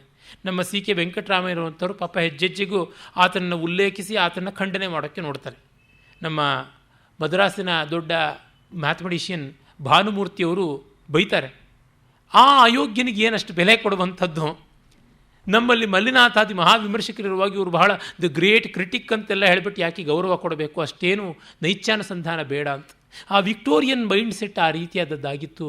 ಆ ಕಲೋನಿಯಲ್ ಮೈಂಡ್ ಸೆಟ್ಟಿಂದ ಅಷ್ಟು ಪಾಪ ದೈನ್ಯವನ್ನು ಆಶ್ರಯಿಸಿಕೊಂಡು ಹಾಗಲ್ಲ ಹೀಗಲ್ಲ ಅಂತ ಹೇಳುವುದಾಯಿತು. ಇರಲಿ, ಹಾಗಾಗಿ ಮೇನಾದೇವಿ ಪಿತೃಕನ್ಯೆ ಅಂತಂದರೆ ಇವನ ಸೋದರಿಕೆಯ ಸಂಬಂಧದಿಂದ ಬಂದಂಥ ಸೋದರ ಮಾವನ ಅಥವಾ ಸೋದರತ್ತೆಯ ಮಗಳು ಅಂತ ಅಂದುಕೊಳ್ಬೋದು, ಅಥವಾ ಅಕ್ಕನ ಮಗಳು ಅಂತ, ಹಾಗೆ ಆ ರೀತಿಯಾದ ಸಂಬಂಧ ಅಂತ ಮದುವೆ ಆಗುತ್ತೆ. ಅದಕ್ಕೆ ಕಾರಣ ಇಷ್ಟೇ, ದಾಕ್ಷಾಯಿಣಿ ಸತ್ತು ಹೋಗಿದ್ದಾಳೆ, ದಕ್ಷ ಯಜ್ಞದಲ್ಲಿ ಬೆಂದು ಹೋಗಿ. ನೆನ್ನೆ ತಾನೇ ಆ ಕಥೆಯನ್ನು ನಾವು ಕಂಡ್ವಿ. ತಾರಕಾಸುರನ ಸಂಹಾರವಾಗಬೇಕು, ಅದಕ್ಕೆ ಶಿವಪುತ್ರನೇ ಬೇಕು. ಶಿವನಿಗೆ ಮದುವೆಯೇ ಇಲ್ಲದೆ ಹೇಗೆ? ಅಡಿನರ್ತಕ್ಕೆ ಪೊಂಡಾಟಿಯೇ ಇಲ್ಲೇ ಪುಳ್ಳೆ ಪೇರು ಗೋಪಾಲಕೃಷ್ಣ ಅಂತ ಒಂದು ಪ್ರಸಿದ್ಧ ತಮಿಳ ಗಾದೆ ಉಂಟಲ್ಲ. ಏನೇನೋದಕ್ಕೆ ಹೆಂಡತಿಯೇ ಇಲ್ಲ, ನಮ್ಮ ಮಗನಿಗೆ ಹೆಸರು ಗೋಪಾಲಕೃಷ್ಣ ಅಂತ ಹೇಗಿಡುವುದು ಅಂತ. ಹಾಗಾಗಿ ಪಿತೃದೇವತೆಗಳ ಕನ್ಯೆ ಮೇನಾದೇವಿ ಮದುವೆ ಆಯಿತು ಹಿಮವಂತನಿಗೆ. ಅವಳ ಸಂತಾನ ಹಿಮವಂತ ಮೇನಕೆಯರ ಸಂತಾನ ಶಿವನನ್ನು ಮದುವೆಯಾಗಿ ತನ್ಮೂಲಕ ಅಲ್ಲಿ ದೇವಸೇನಾನಿ ಹುಟ್ಟುತ್ತಾನೆ, ತಾರಕಾಸುರ ಸಂಹಾರ ಮಾಡ್ತಾನೆ ಅಂತ. ಆದರೆ ಇಲ್ಲಿ ಈ ಕಥೆಯ ಪ್ರಕಾರ ಇನ್ಯಾವ ಪುರಾಣದಲ್ಲೂ ಬರೋಲ್ಲ, 3 ಜನ ಹೆಣ್ಣು ಮಕ್ಕಳು ಹುಟ್ಟುತ್ತಾರೆ ಅಂತ. ಅದು ಒಂದು ಸ್ವಾರಸ್ಯ. ಆದರೆ ಕುಮಾರ ಸಂಭವಾದಿ ಅನೇಕ ಕಾವ್ಯಗಳಲ್ಲಿ ರಾಮಾಯಣದಲ್ಲಿ ಕೂಡ ಬರುವಂಥದ್ದು ಇದ್ದದ್ದು ಒಬ್ಬಳೇ ಮಗಳು ಅಂತ ಹೇಳ್ಬಿಟ್ಟು ಗೊತ್ತಾಗ್ತಾರೆ. ಕುಟಿಲ, ರಾಗಿಣಿ ಮತ್ತು ಕಾಳಿ ಅಂತ 3 ಅಂತ ವಾಮನ ಪುರಾಣ ಹೇಳುತ್ತೆ. ಮತ್ತು ಗಂಡು ಮಕ್ಕಳು ಆಗ್ತಾರೆ. ಗಂಡು ಮಕ್ಕಳಿಂದ ಅಂತೂ ಸಂತಾನ ಆಗೋಕ್ಕೆ ಸಾಧ್ಯವಿಲ್ಲ. ಹಾಗಾಗಿ ಈ ಸಪ್ತರ್ಷಿಗಳು ದೇವತೆಗಳು ಎಲ್ಲ ಹೋಗಿಬಿಟ್ಟು ಬ್ರಹ್ಮನನ್ನು ಕೇಳ್ತಾರೆ, ಶಿವನನ್ನು ಮದುವೆ ಆಗುವಂಥ ಕನ್ಯೆ ಯಾರು ಅಂತ. ಹಿಮವಂತನ ಮಕ್ಕಳಿದಾರಲ್ಲಪ್ಪ ಅವರಲ್ಲೊಬ್ಬಳು ಅಂತ. ಆಗ ಕುಟಿಲ ಅನ್ನೋಳನ್ನು ಮೊದಲು ತೆಗೆದುಕೊಂಡು ಬಂದು ತೋರಿಸ್ತಾರೆ. ಇವಳು ಆಗ್ತಾಳ ಅಂದರೆ ಛೇ ಇವಳು ಖಂಡಿತ ಸಾಧ್ಯ ಇಲ್ಲ ಅಂತ. ಆಗ ಕುಟಿಲೆಗೆ ಕೋಪ ಬರುತ್ತೆ. ಅದು ಯಾಕೆ ಆಗೋದಿಲ್ಲ, ನಾನು ಖಂಡಿತ ಶಿವನನ್ನು ನಾನು ತಪಸ್ ಮಾಡಿ ಒಲಿಸ್ಕೊಂಡು ಮದುವೆ ಆಗ್ತೀನಿ ಅಂತ. ಇಷ್ಟೆಲ್ಲ ದರ್ಪದ ಧಿಮಾಕಿನ ಮಾತಾಡ್ತೀಯ, ಹಾಗಾಗಿ ನೀನು ಅಂಕು ಡೊಂಕು ಕೊಂಕೇ ಆಗಿಬಿಟ್ಟಿದನುವೆ ಭೂಮಿಯಲ್ಲಿ ನದಿಯಾಗಿ ಬೀಳು ಅಂತ. ಹಾಗಾಗಿ ಅವಳು ನದಿಯಾದಳು ಅಂತ. ಪ್ರಕಾರಾಂತರವಾಗಿ ಪುರಾಣಗಳಲ್ಲಿ ಬರೋದು ಆಕೆಯೇ ಗಂಗೆ ಅಂತ. ಕೊಂಕು ಡೊಂಕಾಗಿ ಹಿಮವಂತನ ಮೇಲಿಂದ ಹರಿದಂಥವಳು ಗಂಗೆ ಆದಳು ಅಂತ. ಮತ್ತು ಇನ್ನೊಬ್ಬಳು ಮಗಳು ಅವಳನ್ನು ತಗೊಂಡು ಬಂದು ತೋರಿಸಿದ್ರೆ ಅವಳನ್ನು ರಾಗಿಣಿ ಅವಳನ್ನು ಕೇಳಿದಾಗ ಇವಳು ಆಗೋದಿಲ್ಲ ಅಂದರೆ ಆಗ ಅವಳು ಇದೇ ಥರ ಹೇಳ್ತಾಳೆ, ನಾನು ಯಾತಕ್ಕೆ ತಪಸ್ಸಿನಿಂದ ಸಾಧಿಸಿಕೊಳ್ಳಬಾರ್ದು ಅಂತ. ನೀನು ನನ್ನ ಹತ್ರ ಉದ್ದಟವಾದ ಮಾತಾಡ್ತೀಯ, ಖಂಡಿತ ನಿನ್ನಿಂದ ಸಾಧ್ಯ ಇಲ್ಲ. ನಿನಗೆ ನೋಡು, ನಾನು ಹೇಳ್ತಿದ್ದಂತೆ ಮುಖ ಕೆಂಪಾಯಿತು, ಇಷ್ಟು ಕೋಪ ಬಂತು. ರಾಗ ಅಂದರೆ ಕೆಂಪು ಅಂತ. ನೀನು ಶುದ್ಧ ಸತ್ವಳಲ್ಲ, ಹಾಗಾಗಿ ನೀನು ಆಕಾಶದಲ್ಲಿ ಕೆಂಪು ಬಣ್ಣವಾಗಿದ್ದು ಬಿಡು, ನೀನು ಮನುಷ್ಯಳಾಗೋದಕ್ಕೆ ಲಾಯಕ್ಕಲ್ಲ ಅಂತ. ಹಾಗಾಗಿ ಅವಳು ಸಂಧ್ಯಾಕಾಲದ ಕಾಂತಿಯಾಗಿಬಿಟ್ಲು ಅಂತ. ವಸ್ತುತಃ ಲೋಕದಲ್ಲಿ ಕಂಡ ಚಿತ್ರ ಇದು. ಹಿಮವಂತನ ಮೇಲಿಂದ ಗಂಗೆ ಹರಿಯುವಂಥದ್ದು. ಹಿಮವಂತನ ಮೇಲಿಂದ ಸೂರ್ಯೋದಯ ಸೂರ್ಯಾಸ್ತಗಳಲ್ಲಿ ಇಡೀ ಆ ಬೆಳ್ಳಿಯ ಬೆಟ್ಟ ಬಂಗಾರದ ತಾಮ್ರದ ಬೆಟ್ಟವಾಗಿ ಬಗೆ ಬಗೆಯ ಬಣ್ಣ ತಾಳುತ್ತದೆ. ಅದನ್ನು ಕಂಡು ಇಷ್ಟು ಸುಂದರವಾಗಿ ಕಲ್ಪನೆ ಮಾಡಿದ್ದು. ಹಿಮವಂತನಿಗೆ 3 ಹೆಣ್ಣು ಮಕ್ಕಳು, ಅವರಲ್ಲಿ ಒಬ್ಬಳು ನದಿ, ಮತ್ತೊಬ್ಬಳು ಆ ಸಂಧ್ಯಾ ರಾಗ ಅಂತ. ನೋಡಿ, ಹಿಮವಂತನ ಮೇಲಿನ ಪ್ರಕೃತಿಯನ್ನು ನೃತ್ಯ ರೂಪದಲ್ಲಿ ಚಿತ್ರಿಸಬೇಕು ಅಂದರೆ ಹೇಗೆ ಕಷ್ಟ. ಬಣ್ಣವನ್ನು ಹೇಗೆ ನಾವು ತೋರಿಸ್ತೀವಿ? ಕೆಂಪು ಬಣ್ಣದ ಸೀರೆಯನ್ನು ತೊಗೊಂಡು ಬಂದು ರಂಗಸ್ಥಳ ಇಡೀ ಆಡಿಸ್ಬೇಕಾಗುತ್ತೆ ಅಷ್ಟೇ. ಆದರೆ ಹೀಗಲ್ಲ ಅಂತ ಈ ರೀತಿಯಾಗಿ ಮಾಡಿದ್ರೆ, ಒಂದು ಮಗಳು ಮತ್ತೊಬ್ಬಳು, ಅವಳು ಕೆಂಪಾಯಿತು ಆ ಥರ ಆಯಿತು ಅಂತಂದಾಗ, ಮತ್ತು ಅವಳು ತಂದೆಯ ಮೇಲೆ ಪ್ರೀತಿಯಿಂದ ಸದಾ ತಂದೆಯ ಸಾನುಗಳ ಮೇಲೆ ಇವಳು ಹರಿದು ಬಂದು ಓಡಾಡ್ತಾಳೆ, ಮತ್ತೊಬ್ಬಳು ಬೆಳಗಿ ತೋರ್ತಾ ಇರ್ತಾಳೆ ಅಂತ ಮಾಡಿದಾಗ ಇದು ಕಲೆಯಾಗುತ್ತೆ. ಅಂದರೆ ಪ್ರಕೃತಿಯನ್ನು ಕಲೆ ಅಂತ ಮಾಡುವುದು ಈ ದಾರಿಯಿಂದ. ಇದೆಲ್ಲ ಆದಮೇಲೆ ಕಂಬಳಿಯವನಿಗೆ ಹೊಡೆದರೆ ದುಪ್ಪಟ್ಟಿಯವನು ಎಚ್ಚೆತ್ತುಕೊಂಡ ಅಂತ ಒಂದು ಗಾದೆ. ಹಾಗೆ ಕಾಳಿ ಅವಳು ನಾನಂತೂ ಬ್ರಹ್ಮನತ್ರಕ್ಕೆ ಹೋಗೋಲ್ಲ, ಹೋದರೆ ತಾನೇ ಕೈ ತೋರಿಸಿ ಅವಲಕ್ಷಣ ಅಂತ ಅನಿಸ್ಕೊಳ್ಳೋದು ಅಂತ ಅವಳು ನಾನೇ ಏಕಾಂತವಾಗಿ ತಪಸ್ಸು ಮಾಡಿ ಒಲಿಸಿಕೊಳ್ತೀನಿ ಶಿವನನ್ನು ಅಂಥೇಳಿ ತಪಸ್ಸಿಗೆ ಹೊರಡ್ತಾಳೆ. ಆಗ ಅಲ್ಲಿಗೆ ಶಿವ ಬರ್ತಾನೆ. ಶಿವ ಬಂದು ಅಲ್ಲಿ ತಪಸ್ಸಿಗೆ ನಿಂತುಕೊಳ್ತಾನೆ. ಆಗ ಪಾರ್ವತಿ ಅವನಿಗೆ ಉಪಚಾರಗಳನ್ನು ಮಾಡ್ತಾಳೆ ಅಂತ ಬರುತ್ತೆ. ಹಾಗೆ ಆಗುವಾಗಲೇ ಪಾರ್ವತಿ ಶಿವನಿಗೆ ಅನೇಕ ವಿಧವಾದ ಸೇವೆಗಳನ್ನು ಮಾಡ್ತಾಳೆ ಅಂತ ಬರುತ್ತೆ. ಇಲ್ಲಿ ನೋಡಿ ತುಂಬ ಸ್ಪಷ್ಟವಾಗಿ ಗೊತ್ತಾಗುತ್ತೆ ಕಾಳಿದಾಸನ ಕುಮಾರ ಸಂಭವಕ್ಕೆ ನಿಕಟವಾದ ಸಾಮ್ಯ ಉಂಟು ಅಂತ. ಆದರೆ ಕಾಳಿದಾಸನ ಕುಮಾರ ಸಂಭವ ಅತ್ಯದ್ಭುತವಾದ ಕಾವ್ಯವಾಗಿದೆ. ಇಲ್ಲಿ ಅಂಥ ಒಂದು ಕಾವ್ಯಶಕ್ತಿ ಏನೂ ಕಾಣಿಸೋದಿಲ್ಲ. ಇಲ್ಲಿ ನೇರವಾಗಿ ಕಥೆ ಕಾಣಿಸುತ್ತೆ. ಕೆಲವರು ವಿದ್ವಾಂಸರು, ತ್ರಿಪಾಠಿ ಮೊದಲಾದವರು ಕಾಳಿದಾಸ ಈ ಪುರಾಣದಿಂದಲೇ ತೆಗೆದುಕೊಂಡಿದ್ದಾನೆ ಅಂತ. ಇನ್ನು ಕೆಲವರು ಹೇಳ್ತಾರೆ ಇಲ್ಲ, ಪುರಾಣಗಳು ಕಾಳಿದಾಸನಿಂದ ಪ್ರಭಾವಿತವಾಗಿವೆ ಅಂತ. ಯಾವುದು ಹೇಗೆ ಇದ್ದರೂ ಕಾಳಿದಾಸನ ಪ್ರತಿಭೆಗೆ ಮಾತ್ರ ಚ್ಯುತಿ ಇಲ್ಲ. ಪುರಾಣಗಳ ಸರ್ವ ಕುತೂಹಲತ್ವಕ್ಕೂ ಯಾವ ಚ್ಯುತಿಯೂ ಕಾಣಿಸೋದಿಲ್ಲ. ನನಗೆ ವೈಯಕ್ತಿಕವಾಗಿ ಅನಿಸುತ್ತೆ, ಪುರಾಣಗಳು ಕಾಲಕಾಲಕ್ಕೆ ಅಪ್ಡೇಟ್ ಆಗ್ತಾ ಬಂದಿವೆ. ಆದ್ಯಂತವಾಗಿ ಎಲ್ಲವೂ ವ್ಯಾಸವಾಕ್ಯ ಅಲ್ಲ ಅಂತ ಮೊದಲೇ ಹೇಳಿದ್ದೆ. ಅಲ್ಲಿ ಇಲ್ಲಿ ಕೆಲವು ಕಥಾನಕಗಳನ್ನು ಒಂದಿಷ್ಟು ಅಷ್ಟು ಪರಿಷ್ಕಾರ ಮಾಡಿದ್ದಾರೆ ಮಹಾಕವಿಗಳ ಪ್ರತಿಭೆಯನ್ನು ನೋಡಿ. ಹಾಗಾಗಿ ಇಲ್ಲಿ ಸ್ವಲ್ಪ ಕಾಣುತ್ತದೆ. ಆಮೇಲೆ ಇಲ್ಲಿ ಮನ್ಮಥ ಬಂದು ತಾನು ಶಿವನ ತಪೋಭಂಗ ಮಾಡುವ ಪ್ರಸ್ತಾವ ಬರೋಲ್ಲ. ಅದೇ ನಾವು ರಾಮಾಯಣದಲ್ಲಿ ಕಾಣ್ತೀವಿ, ಇನ್ನು ಬೇರೆ ಪುರಾಣಗಳಲ್ಲಿ ಕಾಣ್ತೀವಿ. ಇಲ್ಲಿ ಮಾತ್ರ ಕಾಮದಹನ ಇಲ್ಲ. ಅದೊಂದು ಆಶ್ಚರ್ಯಕಾರಿಯಾದದ್ದು. ಶಿವನೇ ಪಾರ್ವತಿಯನ್ನು ಕಂಡು ಇವಳು ಯೋಗ್ಯಳಾದವಳು ಅಂತ ಭಾವಿಸಿ ಸಪ್ತರ್ಷಿಗಳನ್ನು ಕರೆಸಿಕೊಂಡು ನೀವು ಹೋಗಿ ಸಂಬಂಧವನ್ನು ವ್ಯವಸ್ಥೆ ಮಾಡಿ ಅಂತಾನೆ. ಕಾಳಿದಾಸ ಇದನ್ನು ಬಹಳ ಬಹಳ ಚೆನ್ನಾಗಿ ಬರೆದಿದ್ದಾನೆ. ಭಾರತೀಯ ಸಂಸ್ಕೃತಿ, ಗೃಹ ವ್ಯವಹಾರ, ವಿವಾಹ ಸಂಯೋಜನೆ, ನೆಗೋಸಿಯೇಷನ್ಸ್ ಎಲ್ಲ ಏನು ಅನ್ನೋದಕ್ಕೆ ಇದು ತುಂಬ ಅದ್ಭುತವಾದಂಥ ನಿದರ್ಶನ. ಶಿವ ನೋಡಿ ತಾನು ಸ್ವತಂತ್ರಿಸಿ ಮದುವೆಗೆ ನುಗ್ಗೋಲ್ಲ, ತಾನು ಸಪ್ತರ್ಷಿಗಳನ್ನು ಕೇಳ್ತಾನೆ. ಆ ಸಪ್ತರ್ಷಿಗಳು ತುಂಬ ಸಂತೋಷದಿಂದ ಅವರು ಹೋಗ್ತಾರೆ. ಇಲ್ಲಿ ಆ ಸಪ್ತರ್ಷಿಗಳು ಶಿವನನ್ನು ಮಾಡುವ ಸ್ತೋತ್ರ ಎಲ್ಲ ಬರುತ್ತೆ. ಕಾಳಿದಾಸನ ಕುಮಾರ ಸಂಭವದಲ್ಲಂತೂ ಸಪ್ತರ್ಷಿ ಸ್ತೋತ್ರ ಬಹಳ ಬಹಳ ಚೆನ್ನಾಗಿ ಬರುತ್ತೆ. ಅವನು ಸಪ್ತರ್ಷಿಗಳ ಮೂಲಕ ಮಾಡಿಸುವಂತಹ ಶಿವಸ್ತೋತ್ರ ಅದು ಬರುವಂಥದ್ದು ಕುಮಾರ ಸಂಭವದ 6ನೇ ಸರ್ಗದಲ್ಲಿ, ಮತ್ತು 2ನೇ ಸರ್ಗದಲ್ಲಿ ದೇವತೆಗಳ ಮೂಲಕವಾಗಿ ಮಾಡಿಸಿದ ಬ್ರಹ್ಮಸ್ತೋತ್ರ ಬರುತ್ತೆ.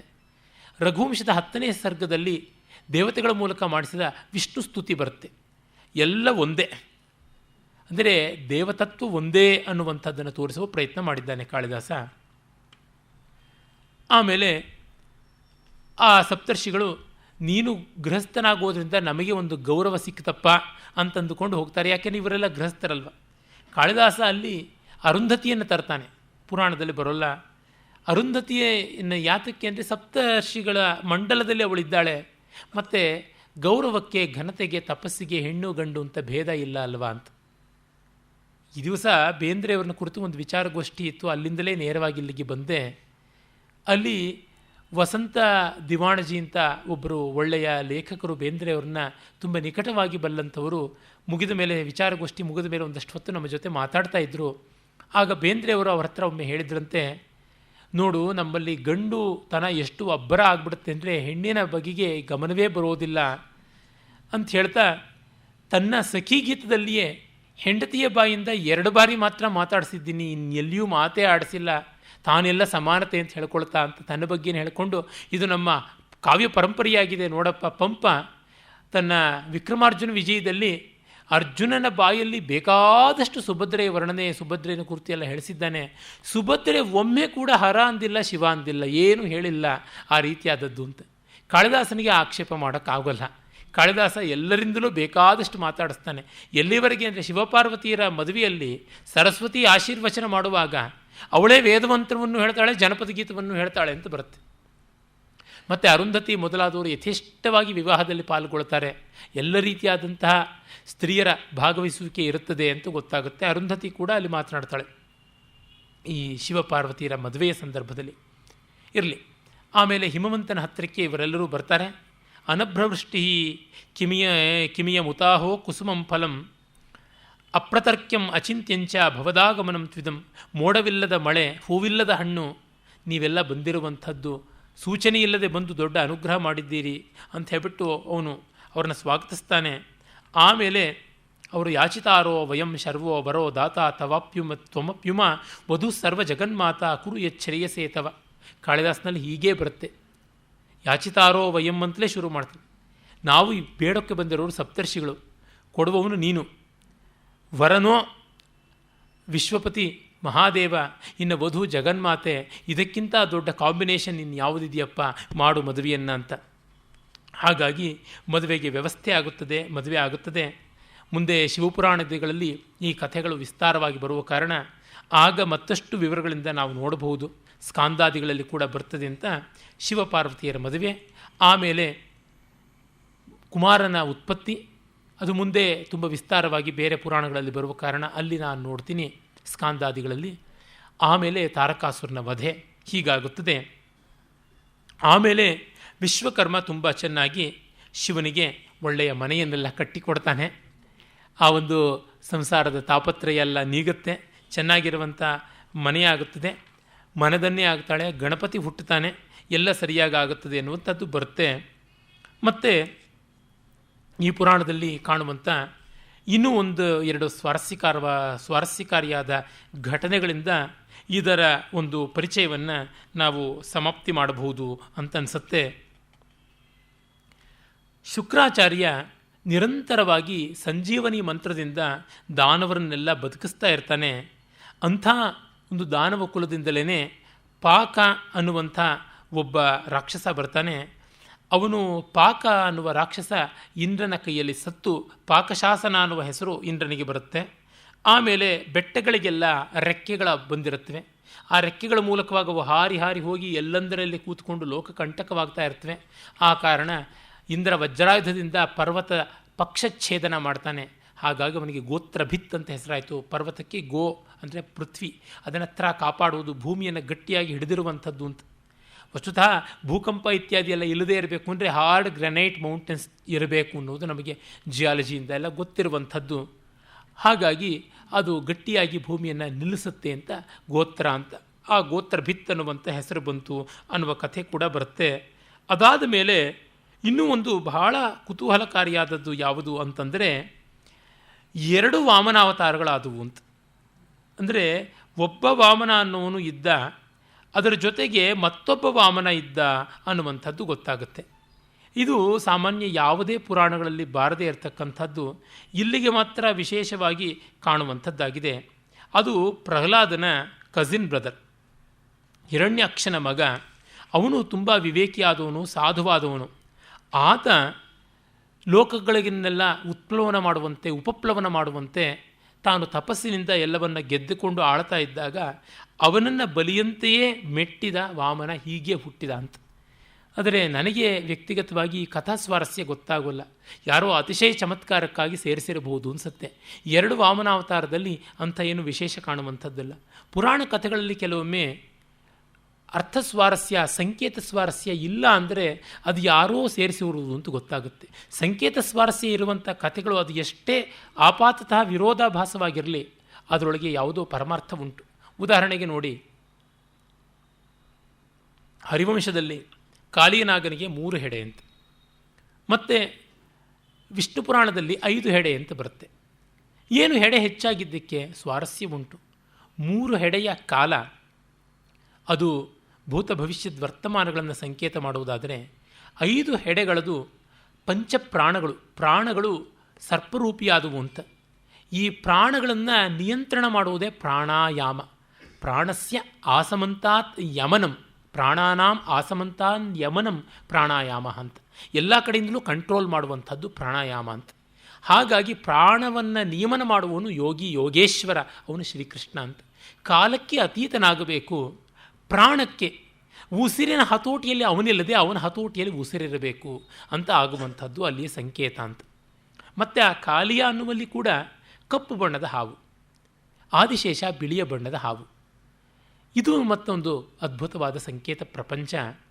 ಆದಿಶೇಷ ಬೆಳ್ಳಗಿದ್ದಾನೆ, ಅದು ಕುಂಡಲಿನಿ ನಮ್ಮ ಅನುಕೂಲಕಾರಿಯಾದದ್ದರ ಸಂಕೇತ. ಹಾಗೆ ಆದಮೇಲೆ ಸಾಧಕನಿಗೆ ಆನಂದ ಸಮಾಧಿ ಮಾತ್ರ ಇರುವುದು. ಜಾಗೃತವಾದ ಕುಂಡಲಿನಿ ಈ ಸಹಸ್ರಾರದಲ್ಲಿ ನೆಲೆಸಿದಾಗ ಅದು ಸರ್ವಶುಕ್ಲ, ಅಲ್ಲಿ ಸಾಧಕನಿಗೆ ಆನಂದಾಮೃತ ಪಾನದ ವಿಶ್ರಾಂತಿ ಮಾತ್ರ ಉಂಟು. ಹಾಗಲ್ಲದೆ ಕುಂಡಲಿನಿ ಪ್ರತಿಕೂಲವಾದಾಗ ಅದು ಕಪ್ಪು, ಅದನ್ನು ತುಳಿಯಬೇಕು. ಆಗ ಸದಾ ಜಾಗೃತನಾಗಿರಬೇಕು, ಆ್ಯಕ್ಟಿವ್ ಆಗಿ ಅಲರ್ಟ್ ಆಗಿರಬೇಕು. ನರ್ತನದಲ್ಲಿರುವಷ್ಟು ಜಾಗೃತವಾದ ಅವಧಾನ ಮತ್ತಿನ್ನೆಲ್ಲೂ ಇಲ್ಲ. ಡ್ರಿಲ್ ಆದರೆ ಡ್ರಿಲ್ ಅಂತ ಮಾತ್ರ ಉಂಟು. ನೃತ್ಯದಲ್ಲಿ ಡ್ರಿಲ್ಲೂ ಆಗ್ತಾ ಇರುತ್ತೆ, ಮೈ ಕೈಗಳಿಗೆಲ್ಲ ವ್ಯಾಯಾಮ ಆಗ್ತಾ ಇರುತ್ತೆ. ಅದೇ ಸಂದರ್ಭದಲ್ಲಿ ತಾಳ ತಪ್ಪಬಾರದು, ರಾಗ ತಪ್ಪಬಾರದು, ಭಾವ ತಪ್ಪಬಾರದು, ಸಾಹಿತ್ಯ ತಪ್ಪಬಾರದು, ಅಲಂಕಾರಾದಿಗಳು ವಿಕಾರವಾಗಬಾರದು. ಇಷ್ಟೆಲ್ಲ ಇಟ್ಟುಕೊಂಡು ಮಾಡಬೇಕಾದದ್ದು ಅತ್ಯಂತ ಅವಧಾನವನ್ನು ಅಪೇಕ್ಷೆ ಪಡುವಂಥದ್ದು. ಅಂಥ ತಾಂಡವವನ್ನು ಕೃಷ್ಣ ಮಾಡಿದ್ದು ಕಾಲಿಯನ ಮೇಲಿನ ತಾಂಡವ ಅಂತಂದಾಗ ನಮಗೆ ಗೊತ್ತಾಗುತ್ತೆ. ಹೀಗೆ ಪುರಾಣಗಳಲ್ಲಿ ಅದ್ಭುತವಾದ ಸಂಕೇತಗಳು ಯುಕ್ತವಾದ ರೀತಿಯಲ್ಲಿ ಬರುತ್ತೆ. ಆದರೆ ಇಲ್ಲಿ ಹಾಗಲ್ಲ. ದುಂದು ಅನ್ನುವಂಥ ರಾಕ್ಷಸನ್ನು ದಮನ ಮಾಡಿದ್ದು ವಾಮನಾವತಾರದಲ್ಲಿ ಅಂತ ಅಷ್ಟಾಗಿ ಕಾಣಿಸುವುದಿಲ್ಲ. ಅದು ಪ್ರಕ್ಷೇಪ ಇರಬೇಕು ಅಂತ ನನಗನ್ಸುತ್ತೆ. ಮತ್ತೊಂದು, ಈ ವಿದ್ಯುತ್ಕೇಶಿ ರಾಕ್ಷಸನ ಮಗ ಕೇಶಿ, ಆತನ ವಿಷಯವನ್ನು ನಾನು ಹೇಳಿದನಲ್ಲ, ಅವನ ರಾಜ್ಯ ತುಂಬ ಚೆನ್ನಾಗಿ ಆಗಿಬಿಡುತ್ತೆ. ಅವನ ರಾಜ್ಯವನ್ನು ಕಂಡು ಎಲ್ಲರೂ ಕೂಡ, ದೇವತೆಗಳು ಕೂಡ ಅನುಗ್ರಹವನ್ನು ಮಾಡೋದಕ್ಕೆ ಆರಂಭ ಮಾಡ್ತಾರೆ. ಹಾಗಾಗಿ ಸೂರ್ಯ ಚಂದ್ರರು ಇಬ್ಬರೂ ಇರೋದಕ್ಕೆ ಆರಂಭ ಮಾಡ್ತಾರೆ ಮತ್ತು ಇಬ್ಬರೂ ಕೂಡ ಚೆನ್ನಾಗಿ ಎಲ್ಲವನ್ನೂ ನೋಡ್ತಾ ಇರ್ತಾರೆ. ಆ ಕಾರಣವಾಗಿ ಏನಾಗುತ್ತೆ, ಸೂರ್ಯ ಚಂದ್ರರು ಇಬ್ಬರೂ ಇದ್ದಾಗ ದೀರ್ಘಕಾಲದ ಹಗಲು ಯಾವುದು, ದೀರ್ಘಕಾಲದ ರಾತ್ರಿ ಯಾವುದು ಏನೂ ಗೊತ್ತಾಗದೇ ಇರುವಂಥ ಸ್ಥಿತಿ. ಆ ಒಂದು ಸ್ಥಿತಿಯಲ್ಲಿ ಲೋಕದ ವ್ಯವಸ್ಥೆಗೆ ತೊಡಕಾಗಿಬಿಡುತ್ತೆ ಅಂತ ಭಾವಿಸಿಬಿಟ್ಟು ಸೂರ್ಯ ತಾನು ಉಜ್ವಲವಾಗಿ ಉರಿಯೋದಕ್ಕೆ ಆರಂಭ ಮಾಡ್ತಾನೆ. ಆಗ ಚಂದ್ರ ಕುಗ್ಗಿಬಿಡ್ತಾ ಇದ್ದಾನೆ ಅಂತ ಚಂದ್ರ ಪತ್ನಿಯರು, ತಾರೆಯರು, ವಿಶೇಷವಾಗಿ ರೋಹಿಣಿ ತಪಸ್ಸು ಮಾಡಿ ಚಂದ್ರನನ್ನು ಸೂರ್ಯನಿಗಿಂತಲೂ ಕಾಂತಿವಂತರನ್ನಾಗಿ ಮಾಡ್ತಾರೆ. ಚಂದ್ರನ ಕಾಂತಿಗೆ ಧಗೆ ಇಲ್ಲ, ತಂಪು. ಇಟ್ಸ್ ಕೂಲ್ ಲೈಟ್, ಆರ್ದ್ರಂ ಜ್ಯೋತಿರ್ಜ್ವಲತಿ ಅಂತ. ಈ ಕಾರಣದಿಂದಲೇ ನಮ್ಮ ಪುರಾಣಗಳಲ್ಲಿ ಚಂದ್ರಲೋಕ ಸೂರ್ಯಲೋಕಕ್ಕಿಂತಲೂ ಮೇಲಿದೆ ಅಂತ ಹೇಳುವುದು. ಅದು ಫಿಸಿಕಲ್ಲಾಗಿ ಅಲ್ಲ, ಏನೆಂದರೆ ಸ್ಪಿರಿಚುವಲ್ ಆಗಿ ಪ್ರಖರವಾದ ಬೆಳಕಿಗಿಂತ ತಂಪಾದ ಬೆಳಕು ಉತ್ತಮವಾದದ್ದು ಅನ್ನುವುದು. ಆ ಕಾರಣದಿಂದಲೇ ಚಂದ್ರನನ್ನು ಔಷಧೀಶ್ವರ ಅಂತ ಕೂಡ ಹೇಳುವಂಥದ್ದು. ಹೀಗಲ್ಲದಿದ್ದರೆ ಪುರಾಣಕ್ಕೆ ಸಾಮಾನ್ಯವಾದಂಥ ಪ್ರಜ್ಞೆಯೂ ಇಲ್ಲ, ಸೂರ್ಯ ಎಲ್ಲಿದ್ದಾನೆ ಚಂದ್ರ ಎಲ್ಲಿದ್ದಾನೆ ಗೊತ್ತಿಲ್ಲ, ಅನ್ಸೈಂಟಿಫಿಕ್, ಇರ್ರ್ಯಾಷನಲ್ ಅಂತ ಆಕ್ಷೇಪ ಮಾಡೋದು ಮಾತ್ರ ನಮ್ಮ ಪಾಲುಗುಳಿಯುತ್ತೆ, ಸಂಕೇತ ಸ್ವಾರಸ್ಯ ಗೊತ್ತಾಗೋಲ್ಲ. ಇರಲಿ, ಆ ಒಂದು ಚಂದ್ರನ ಹೆಚ್ಚಳವನ್ನು ಕಂಡು ಸೂರ್ಯ ತಾನು ಏನು ಮಾಡ್ತಾನೆ, ತುಂಬ ತೀವ್ರವಾಗಿ ತಪನೆ ಮಾಡೋದಕ್ಕೆ ಆರಂಭ ಮಾಡ್ತಾನೆ. ಆಗ ಶಿವನಿಗೆ ಕೂಡ ಕೇಶಿ ತುಂಬ ಪ್ರಿಯನಾಗಿರ್ತಕ್ಕಂಥವನು, ಶಿವಭಕ್ತ. ಶಿವನಿಗೆ ಕೋಪ ಬರುತ್ತೆ, ತನ್ನ ಭಕ್ತನ ಸಾಮ್ರಾಜ್ಯವನ್ನು ಸುಡ್ತಾ ಇದ್ದಾನೆ ಅಂತ ಹೇಳ್ಬಿಟ್ಟು ಸೂರ್ಯನನ್ನು ತೆಗೆದುಕೊಂಡು ಹೋಗಿ ಅವನಿಗಿಂತ ಬಿಸಿಯಾದ ಕಡೆಯಲ್ಲಿ ಸುಡುತ್ತಾನೆ ತನ್ನ 3ನೇ ಕಣ್ಣಿನ ಮೂಲಕ. ಆಗ ಸೂರ್ಯ ತತ್ತರಿಸಿ ಶರಣಾಗ್ತಾನೆ ಅಂತ ಬರುತ್ತೆ. ಅಂದರೆ ಒಂಥರ ಇದು ತುಂಬ ತುಂಬ ಅಸಂಭಾವ್ಯವಾಗಿ ಕಾಣಿಸುವುದು. ಅದರ ಸಂಕೇತ ಇಷ್ಟೇ, ಹೃದ್ಭಾವಕ್ಕಿಂತ ಮಿಗಿಲಾಗಿ ಬೌದ್ಧಿಕ ಭಾವವಾದರೆ ಕಷ್ಟ. ಸೂರ್ಯ ಬುದ್ಧಿಯನ್ನು, ಈ ಚಂದ್ರನ ತಂಪು ಮಾನಸಿಕವಾದ ಹೃದ್ಭಾವನೆಯನ್ನು ತೋರಿಸುವಂಥದ್ದು. ಹೃದ್ಭಾವ ಬುದ್ಧಿಭಾವಕ್ಕೆ ಬೆಳಕನ್ನು ಕೊಡುತ್ತೆ, ಪೂರಕವಾಗಿರುತ್ತೆ. ಆದರೆ ಬುದ್ಧಿಭಾವ ಹೃದ್ಭಾವವನ್ನು ಶೋಷಣೆ ಮಾಡಬಾರದು ಅಂತ. Over intellectualisation will destroy.